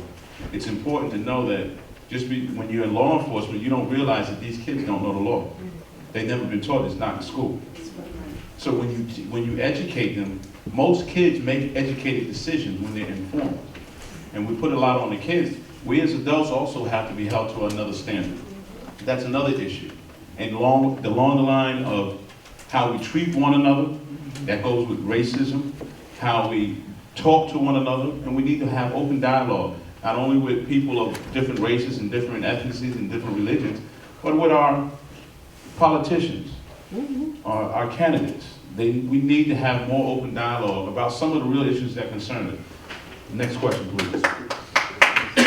Okay, we are running out of time, so if you do have any questions that you want to ask the candidates, would you please write it down and just hold your paper up, And the last question that I have right now for the Democrats, the same wonderful question that we gave the Republicans. Do Black Lives... Wasn't there one more question? Yes. Yeah. Do Black Lives... Oh, I'm sorry. You know, I know the question. Go ahead. All right. First thing I'm going to admit is I didn't really know the implications of that statement until you explained it to me. But now that I've heard it, it is deeper. And it does require a heavier look. Listen, ladies and gentlemen, we have kids who aren't getting the education they need. We have a need to get them jobs. We have a need to get them job training. We have a need when they fall down to pick them up and help them out. You know, it stunned me as I walked through the city how many kids who were 18 and 19 had committed a transgression in their life and thought that they could never vote again. Now that may not seem like such a big deal, but to me, it's like we told them, you don't matter. If we're going to help these kids out and get them to move forward and make those lives matter, we have to cross that line and tell them that they do matter. Whether it's their voting, whether it's looking for jobs. I mean, these kids, they make a mistake, they can never get a job again. That's ridiculous. We need to find a way to cross that line. We need all of us to help them out. And it goes deeper than that. Because when you work with students who come from, and you know, in my school, 90% of the kids are below the poverty line. They don't have any hope. It's much deeper than just they're making mistakes. They don't believe there's a future. And if we're going to make a step in the right direction here, we better start making them believe there is a future for them. And there is a direction for them to go. Because it does matter.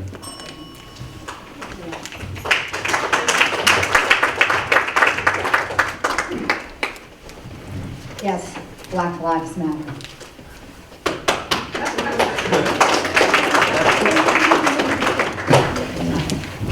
Should black men unarmed be killed for nothing by a white officer and get away with this? No, Black Lives Matter. Should, housing to African Americans be more difficult to anybody else? No, Black Lives Matter. Should our kids be undereducated because they live in a certain area and schools are worse than in other areas? No, Black Lives Matter.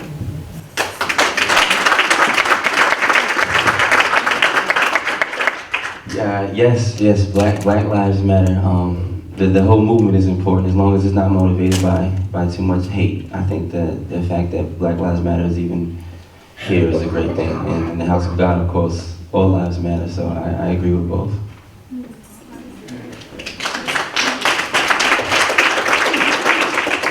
Thank you. We're at the part of the program now where the audience is asking questions. They have left a few questions out here for us to ask. This goes to mayor and the council that's already in effect. How can the Peekskill Field Library building be expanded and resources for capital improvements?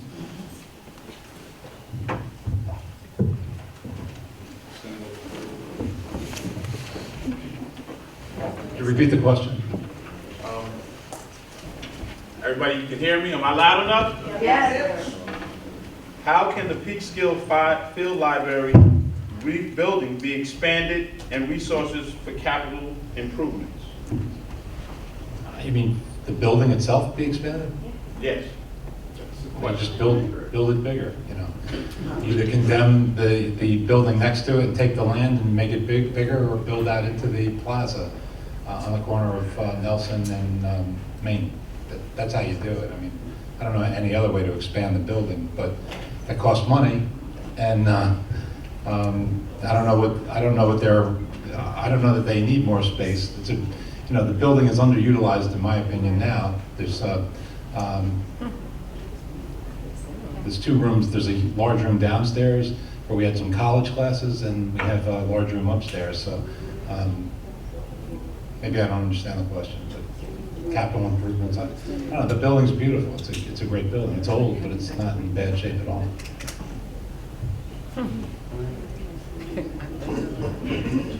Okay. Next question. Would you like to respond? All the Oh, okay, I'm sorry. Okay. What I would like to see, I think that there's a big difference if you go to local other libraries around and you then compare to the Peekskill Library. One of the problems with the Peekskill Library, from my understanding, is that people are now starting to drift more to these other libraries because it's lighter, roomier, it's in better shape. We're not having citizens come up and saying to me, you know, that place is sort of dumpy. Why don't you can't they clean the furniture? Can't they? It doesn't have a special section for teenagers, so they're sort of out in the middle of everything, and you know, kids can be a little sloppy sometimes too. I know I raised a son and he was sloppy. But you know, I don't know that building could be increased in size, but we could certainly maybe think about another building someplace down the road. And that's part of the bigger plan. Where is Peekskill going? I think at one point there was nothing on the riverfront, and now there is. That didn't happen overnight. So I think we have to look out a little bit further and see where we're going to go from there. I'm not sure if that question came from the current maintenance of the building, but I know that in the past weeks that there's been stuff that's been brought to the council about the condition of the library, where the furniture has been cleaned and the rugs being cleaned and things of that sort. And that was addressed by the city manager, who had someone go in and take care of that. In terms of making the building bigger, I'm not sure, well, I'm sure we don't have the money in the budget to do that, but perhaps we need to look at maybe reformatting it the way that the building is set up and what it's actually used for. And that would take a committee, including people from the community, the people that are in the library, and perhaps the council, and that's something that we could address. next question. Okay, the next question is for John Testa. Yes, we know you're here. I'm still here. It So let me stand says- up. It says, is it possible to have in Peekskill a bigger Westchester Community College extension? Well, for those of you who have lived here for many, many years, you know the college downtown was the original Woolworth building that was then converted to what was a digital classrooms and digital equipment. And then a number of years ago, we were able to put this, an extension upstairs to have regular classrooms for students who didn't necessarily need to travel all the way down to Valhalla to take classes. We were trying to make it as self-contained as possible. So that building itself, I think, has been maxed out. So the college, which is an autonomous, for the most part, entity, would have to then decide that they want to have an extension site expanded. The problem is, Peekskill Extension Site is, and I was on the board for the college for 14 years, by the way, so I was involved with all of that also as mayor. Once the Peekskill site became so successful, the satellite, every other legislator at the time, I wasn't on the board, but I was the mayor, they all wanted one for their districts. You know, they went to the college, we want one for Ossining, we want one for Mount Vernon, we want one, they already had one in Yonkers. So there's a lot of them around, so they're kind of spread out. So if the college feels, and maybe as time goes on, if the demographics change in terms of those needing to go to college and they need to have more classrooms, maybe there's another building, but that would be something the college board would have to address. I'm sure the city would be willing to help. Thank you. Don't go nowhere yet. Okay. I got you for 2 questions. Okay. We wanted you to get No up. problem, I feel good. We My wanted to back's put some still left there, all right. This has to do with the housing settlement? Yeah. How do you balance representing Peekskill, who has lost its CBDG funding because of this? How do I balance it? Yes, that's the question. Well, I can address it. I can tell you the facts behind it. The CDBG funding that was removed completely out of Westchester was done, as far as we're concerned, improperly. It was never part of the settlement. There was no condition in the settlement that if certain things were not added on to the settlement, by the way, the settlement's being honored, it's being matched to the T, but HUD wanted to add additional items and expand the settlement beyond what was agreed to. The county refused to do that. So they felt that they had the right to withhold funds to try to force the legislators and the county executive into doing what they wanted, even though it was not part of the district or part of the agreement. The municipalities throughout Westchester balked at that, obviously, because they were not going to give up their local zoning and their ability to have home rule to the federal government. Once you give the federal government control over you, you're in trouble. So, especially in that. So Peekskill, I've been arguing, and my colleagues as well, we've been arguing with HUD about it in general, but Peekskill, what makes it even more egregious for Peekskill is Peekskill's not even part of the settlement. Peekskill has had a history of building affordable housing. It was never included in the settlement. It was not one of the municipalities within Westchester that was deemed to have a problem. So to withdraw it from Peekskill was just totally arbitrary and capricious in nature, trying to force a political question such as this to make it look like maybe someone's not doing their job, but that's not the case. The case is they could easily give Peekskill their money. There's nothing that allows them or is a carrot or a stick scenario or something in the agreement that allows them to do that. They just did it on their own, and they're hurting the people that they're supposed to be helping, and that's what our argument has been. We should get the money, and we're going to continue to fight for it. Okay, thank you. This next question is directed to current council members and to the mayor. Why don't we have an effective, interactive website that has accurate information and links to all activities in Peekskill? We just spent $25,000 for that website, and I don't know. I don't have the answer. 10? We should have spent 25 and got a better one. I was against the expenditure of 10 for it, and you know, we're probably gonna have to spend 40 or 50 to get a decent website. I mean, we should have a state-of-the-art website. There's no question about it. So is there a plan in place to update it or to? I don't believe it's in the current budget that the city manager has proposed, because I've been through that budget line by line, and it's something that I intended to bring up with the council when we go through the budget process. But it's calling for a 5.9% tax increase the way it is, so the money is going to be very tight.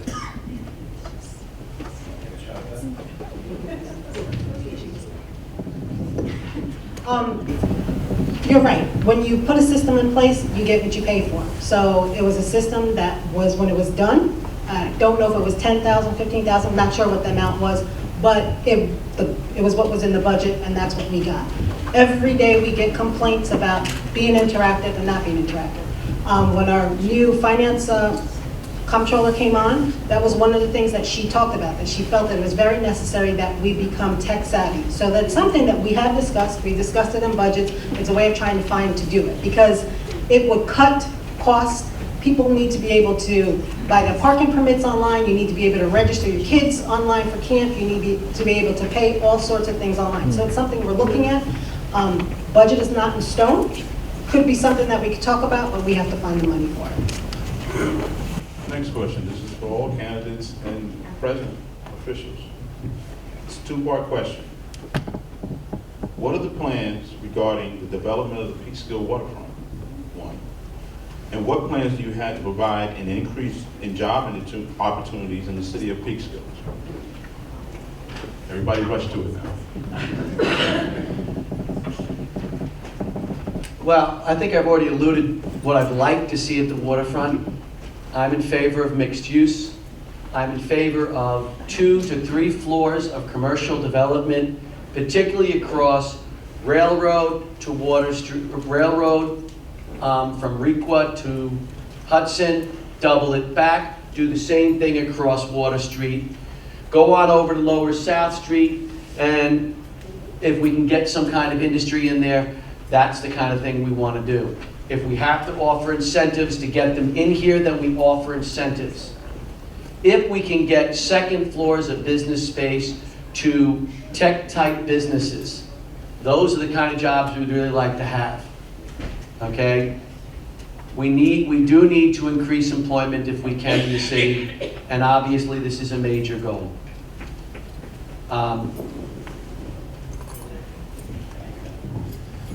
Now there's something that we disagree on. Business space is $15 a square foot for rental.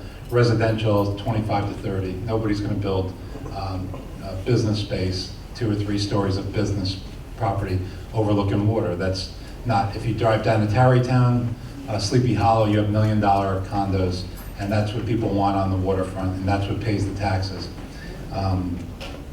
I've met with 3 significant developers who want to develop private property on this side of the railroad tracks down there. And the problem, quite frankly, is with the height restrictions that I'm in favor of.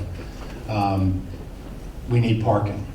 So the problem is, and I will propose after the election, let's just keep this between us.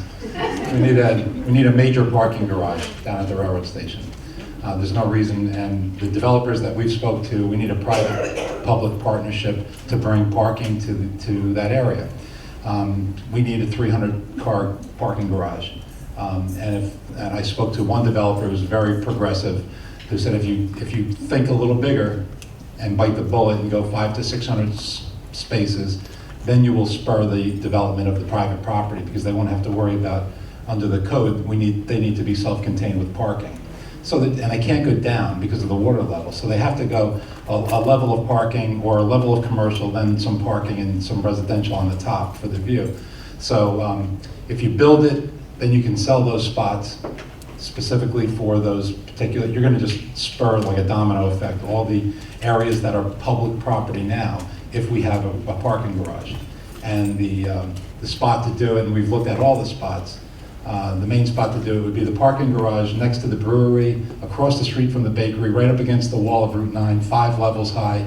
It won't even be higher than Route 9, so nobody's view is going to be blocked.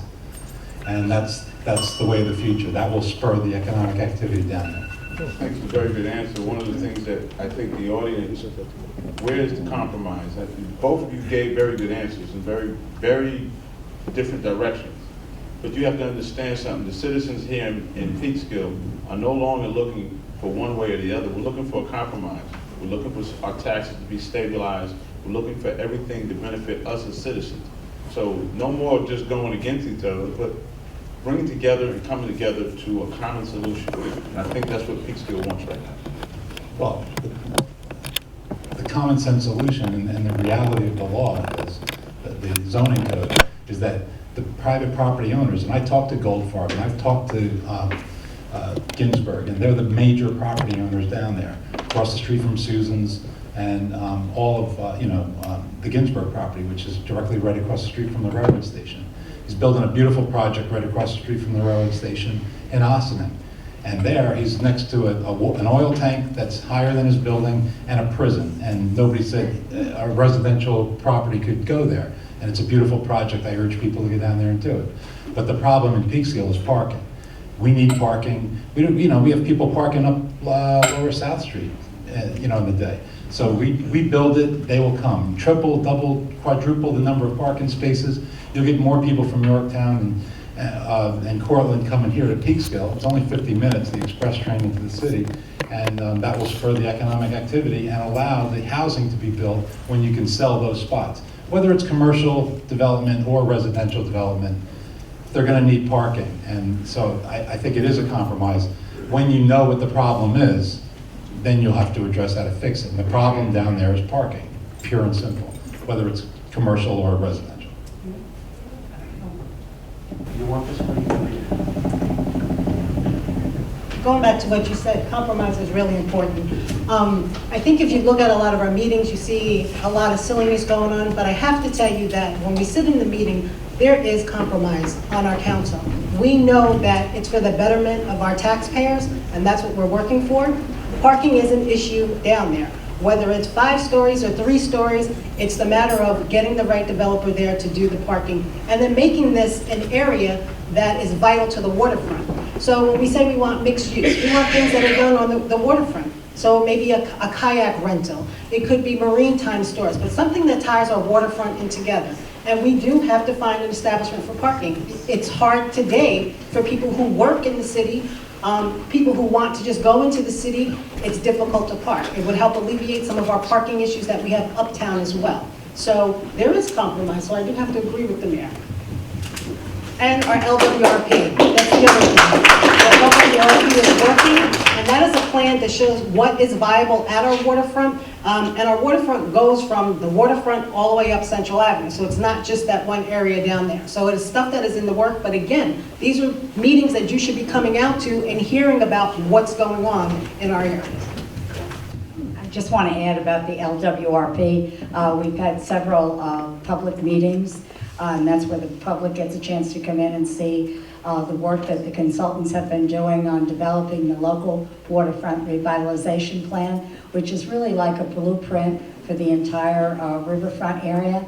And it was very well attended, and that's the kind of thing that really makes a difference, to have community members involved in workshop settings to address the different areas of residential and the waterfront and Central Avenue and all the rest of it.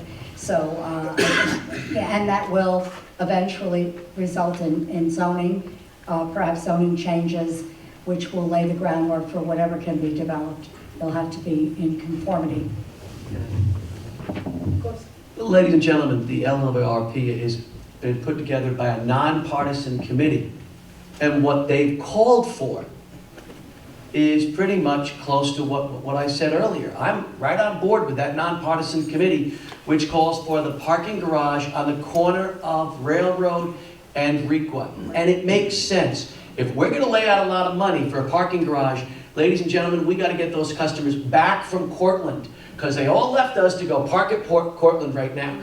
They are not going to walk 2.5, 3 blocks to pay our parking. It's just simple business, folks. You want to get their business, give them something they'll pay for. Okay, thank you. We began at about 1:20, so we will try to wrap this up at 3:20. We have about 2 more questions. This is your next to the last question, and it is, what about the drug problems in Peekskill? What have you done or will you do to keep drugs out of the city?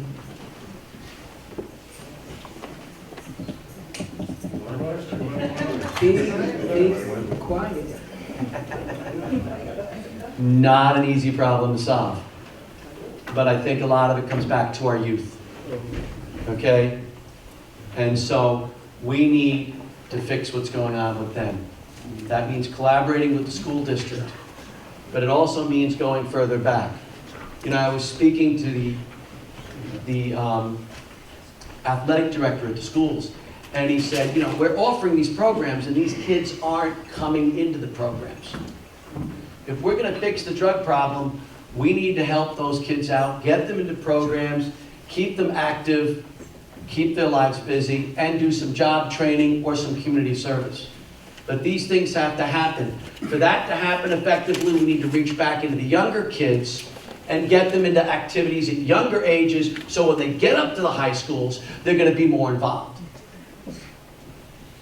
We need to focus on education and making them feel successful at education. My experience in 30 years of teaching is it isn't the fun. It's success. And whether it's success in the classroom, or it's success in a school activity, or a recreational activity, or it's success in community service, these things need to happen. I think that there was an idea given to me, for example, by a gentleman as I was walking over in, oops, I ran out of time. Oh, that's you, okay. And he talked about a program up in Massachusetts where people are coming in and turning in their drug paraphernalia, and what the police are going to do is there's no charges being pressed, what they're doing is getting them help.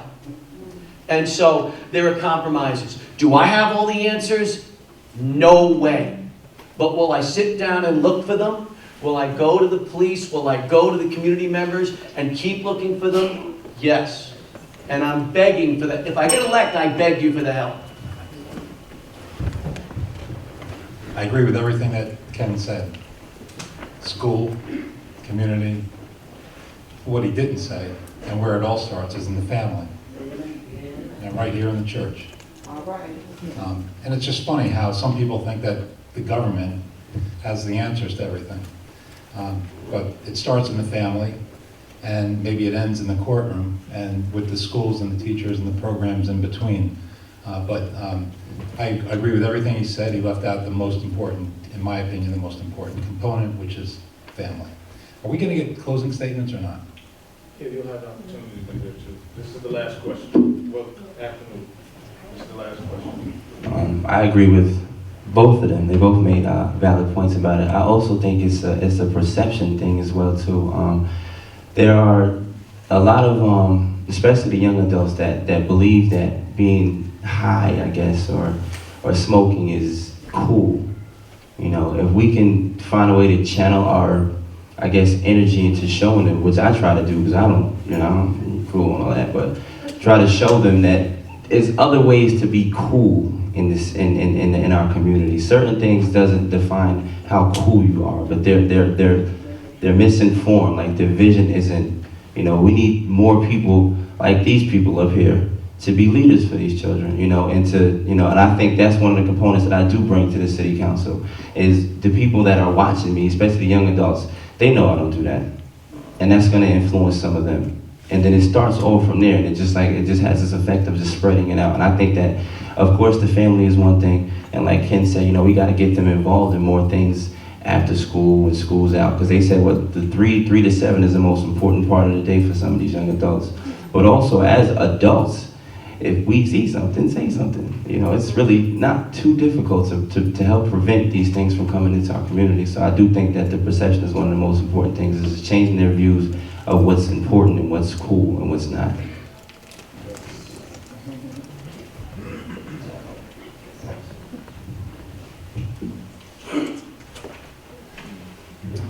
So obviously, it starts with the community.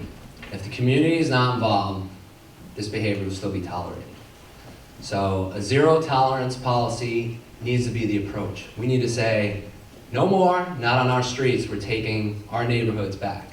And it starts with everybody in this room and the people that live on these streets to step up and say, you know what? That guy's over there selling drugs, he's selling pot, oh, it's not that bad of a deal. No, it is a big deal because it affects our children. It affects every family in this town, in this city, in this country. And it's become a major problem. And we need to step up, and we need to involve the police department and give them the tools they need to crack down on this and let it be known that it won't be accepted in our community anymore. And that's where the change happens. Ladies and gentlemen, last question. I hope you enjoyed it thus far, but here we go. It's a two-part question. How do you strategize to begin to reduce the enormous financial deficit in Peekskill's city budget? Part A. Part B. How do you plan on trying to keep the Peekskill property and education tax cap? Please don't rush up, everybody don't rush up here to get this. How do you plan on trying to keep the Peekskill property and education tax cap?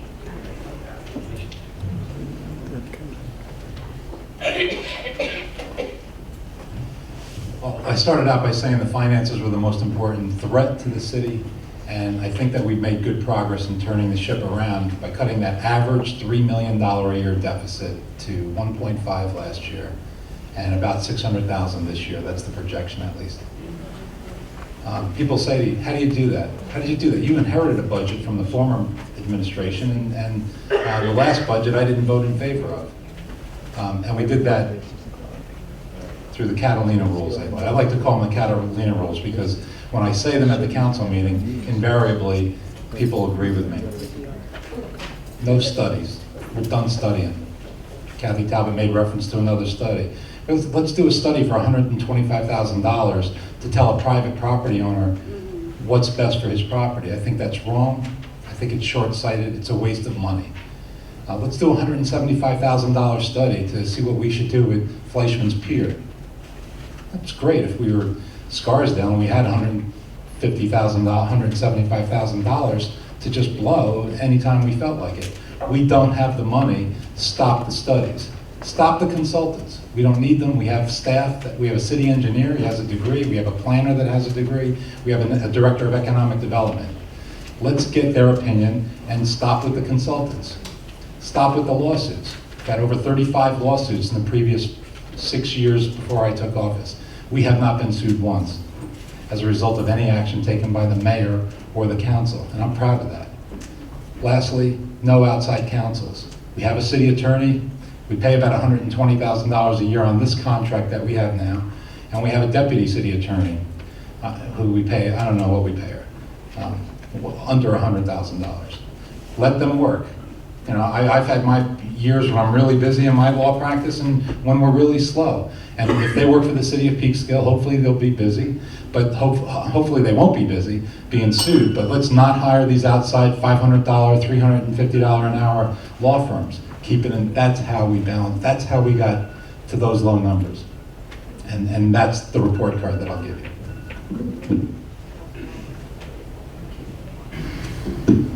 So I guess we sit in different rooms, because do we have lawsuits? There have been lawsuits. Have they been directed at the mayor or at the council? Maybe not, but a lawsuit against the city is a lawsuit against the city. It's very difficult to stay within the tax cap. However, we almost had an 8.2% tax increase last year. We didn't do that because we voted no. It's very, very difficult to do these things. Outside counsel? No, but our counsel right now is a consultant because our counsel is gone. So we do have these debts. I'm not quite sure how the mayor thinks that made the gap any shorter. We do have a bipartisan budget committee who has worked very hard over this year to look at overtime for the fire department, to see where they can cut things. We are working tirelessly, and we're going to be in budget talks to look to see where we can cut things in the budget without cutting jobs, without cutting services. But these are difficult things to do. It's not easy, and none of us want to see anybody out of a job. None of us want to cut any services. It's a very difficult thing to do. The way to get revenue is to increase your tax base. So if you look at our plan, this is where we're going. We're looking to get development, so we get more tax dollars in. You don't want to do studies? Well, you know, you can't run by the seat of your pants and think you're going to throw up a building without knowing what's there. So you don't want to do studies, you wind up with problems. The $175,000 that the mayor is alluding to, we have a $175,000 grant from the state that we need to match. Mr. Vesey and I just worked with Legislator so that we could get that money as part of a project to come in to take care of that. So I'm not sure how that 175 cut the budget there either. It is hard times.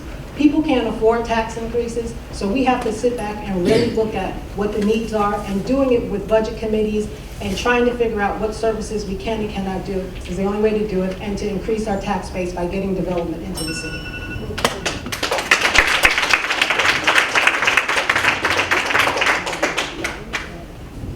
Me too.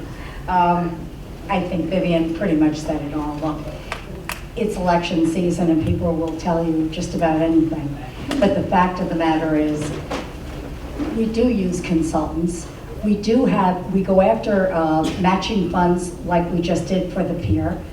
Jumping up and down on the pier and saying it looks good to me is not what this grant was about. And that was actually said in a meeting. You know, sounds good to me. It's an engineering study to see if the pier is worth salvaging, because if it is, we could then fix it at some point, possibly with future grant money, and bring tall ships in, which would be a big plus for the city. So, you know, take everything with a little bit of a grain of salt. Thank you.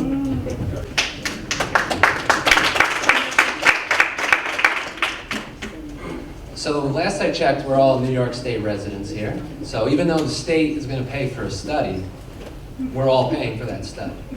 So $175,000 to see if we should fix a pier. Does that sound correct to you? It doesn't sound correct to me. The city is a business.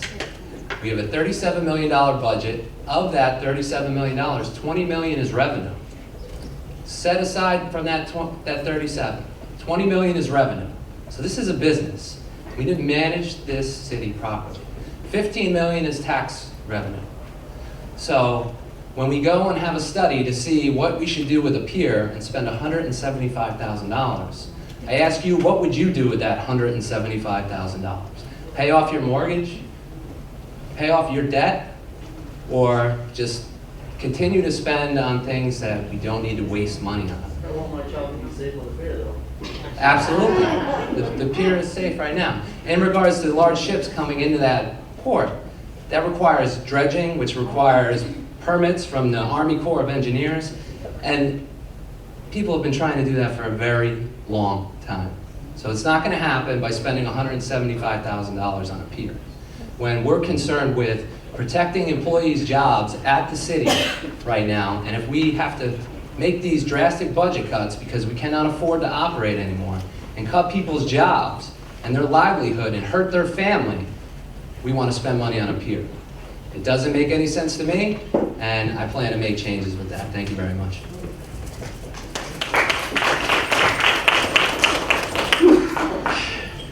Fisher cut bait, folks. Listen, me? I'd probably feed the money into something else, but accept this fact. Either decide you want to keep that pier or you don't. If you want to keep it, then people need to decide to put the money in to look at making it safe.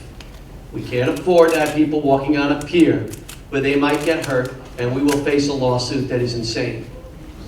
So it's a Fisher cut bait deal. If you want to let go of the pier, let go of the pier and accept that fact. I'm okay with it.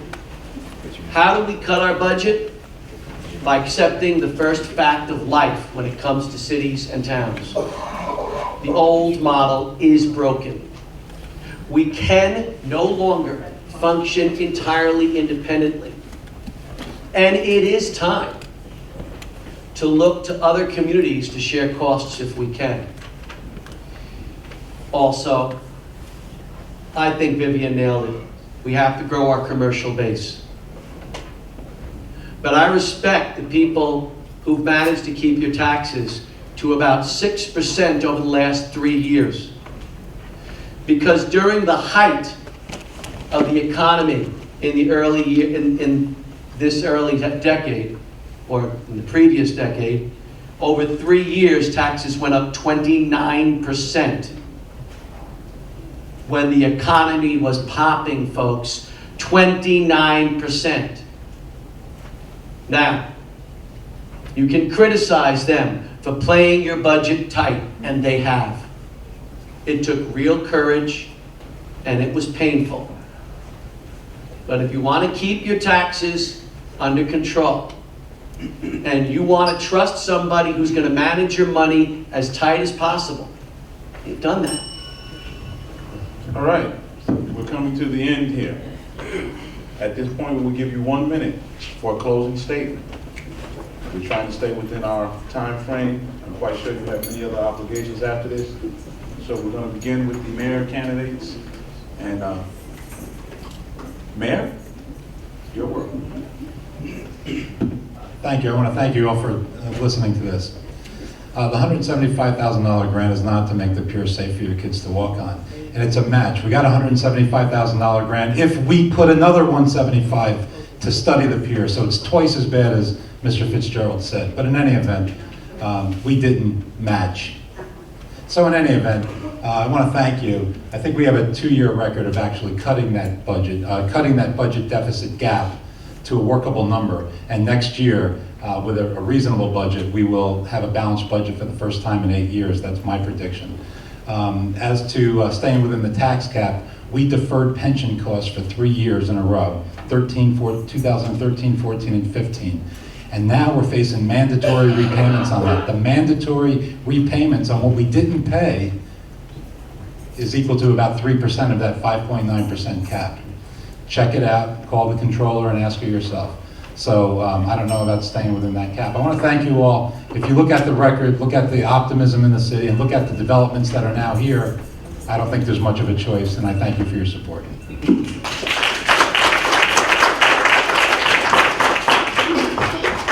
Time is short.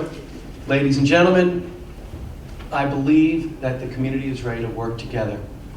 I believe that I can bring the community together and pave the way for people to actually be involved. I can open up communication. Communication in the city is weak. There's no reason for weak communication in an era where technology is there. I believe that when it comes to development, we will focus on smart development. We will focus on the development that will make us money, and we will make sure we get the best deal from the developers that we can. Look, ladies and gentlemen, people can cry to the heavens that, hey, the developers are coming here because of them. The truth is the developers are coming here because there's money to make. It's that simple. And there's money to make because the economy is finally recovering. They left because it wasn't there. All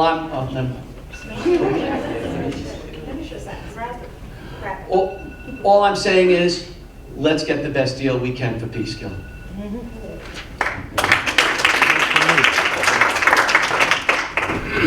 You know, we can back and forth about the pier all we want.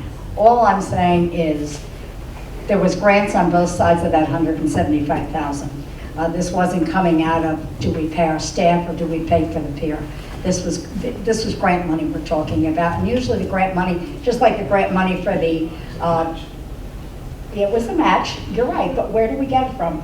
We got it from Wheelabrator, because Vivian, Vivian really made a good negotiation along with Councilman Bessie. We have a lot to really think about for this election, and I really hope that you were able to not only hear what we're saying, but also to really realize what is needed in Peekskill. I think what's needed in Peekskill is positivity. I think there needs to be stability back in City Hall. I think we need to rebuild our staff at City Hall. There was a brain drain that happened, and I'd like you all to vote for this team, the positive team, on November 3rd. Thank you.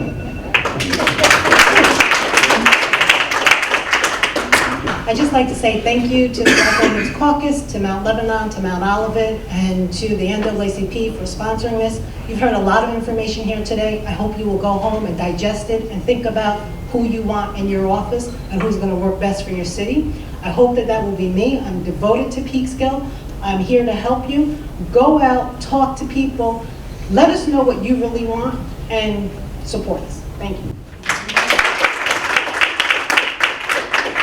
I just want to say thank you for everybody for coming, for putting this together. We appreciate it. Everybody that's here with their questions. All I can really say is it's been a learning experience for me. It's had its ups, it's had its downs.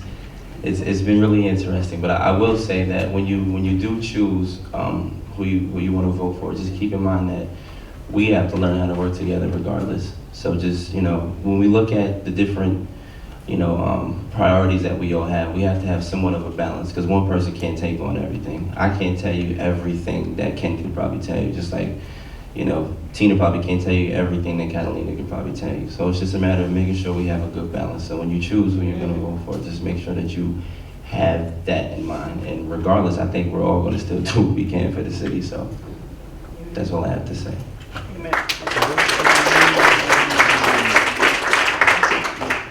Thank you, ladies and gentlemen, for hearing us speak today.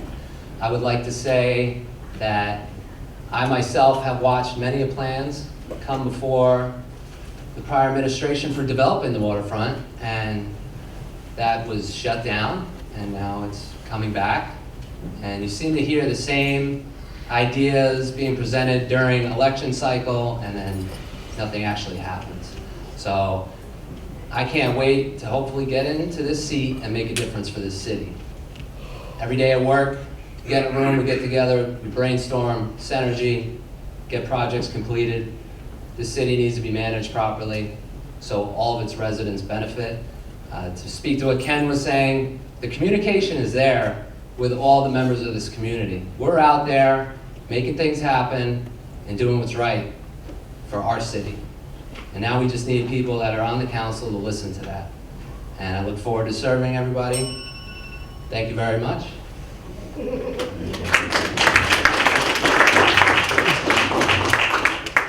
Okay, guess I'm the last one to speak. Woohoo! thank you guys so much for coming out. Thank you, Pastor. And thank you guys for doing what you do again. I just want to do what's best for my community. I really care about this community. Everybody here does. I love what Andre does. Thanks for shouting me out a couple times.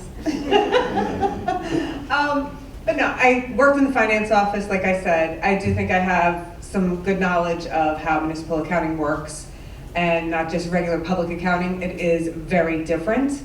Fund balance is our money, it's our savings, and we don't have that anymore.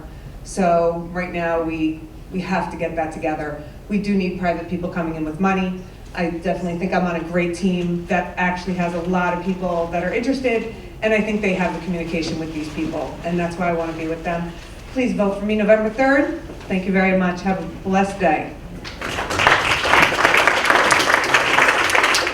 I want to mention that Herb Reyes is an operations manager for a transportation company. They had an emergency overnight, and so he apologizes that he could not be here. So I just wanted to mention that. Just real quickly, I just want to say it's an honor to serve Peekskill. Been doing it for 18 years now, first as a councilman, then as the mayor, and now as a county legislator. I look forward to another 2 years come January to do that. You all know how to get a hold of me by now. If you don't, please see me afterwards, and I'll make sure I get you the contact information. I'm looking forward to working with whatever council's in place come January. And I think there's a lot that can be done for Peekskill. We work together, and I look forward to being part of that. Thanks. First and foremost, I'd like to give a round of applause to the Westchester Black Women's Political Caucus.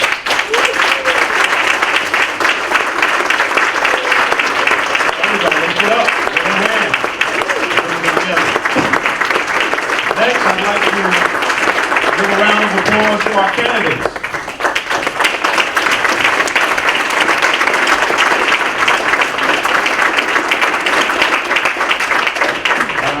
I really think that coming together, that if we all work together, we'll find solutions to the issues that are in our community. Regardless of your party or political affiliation, I think there's answers there.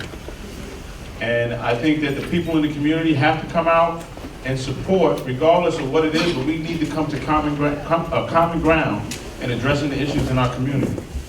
With that being said, I want to thank you all. Give yourselves a round of applause. Coming out and engaging. And as we bring it to Joy, do you have anything you'd like to say? As we bring it to a close.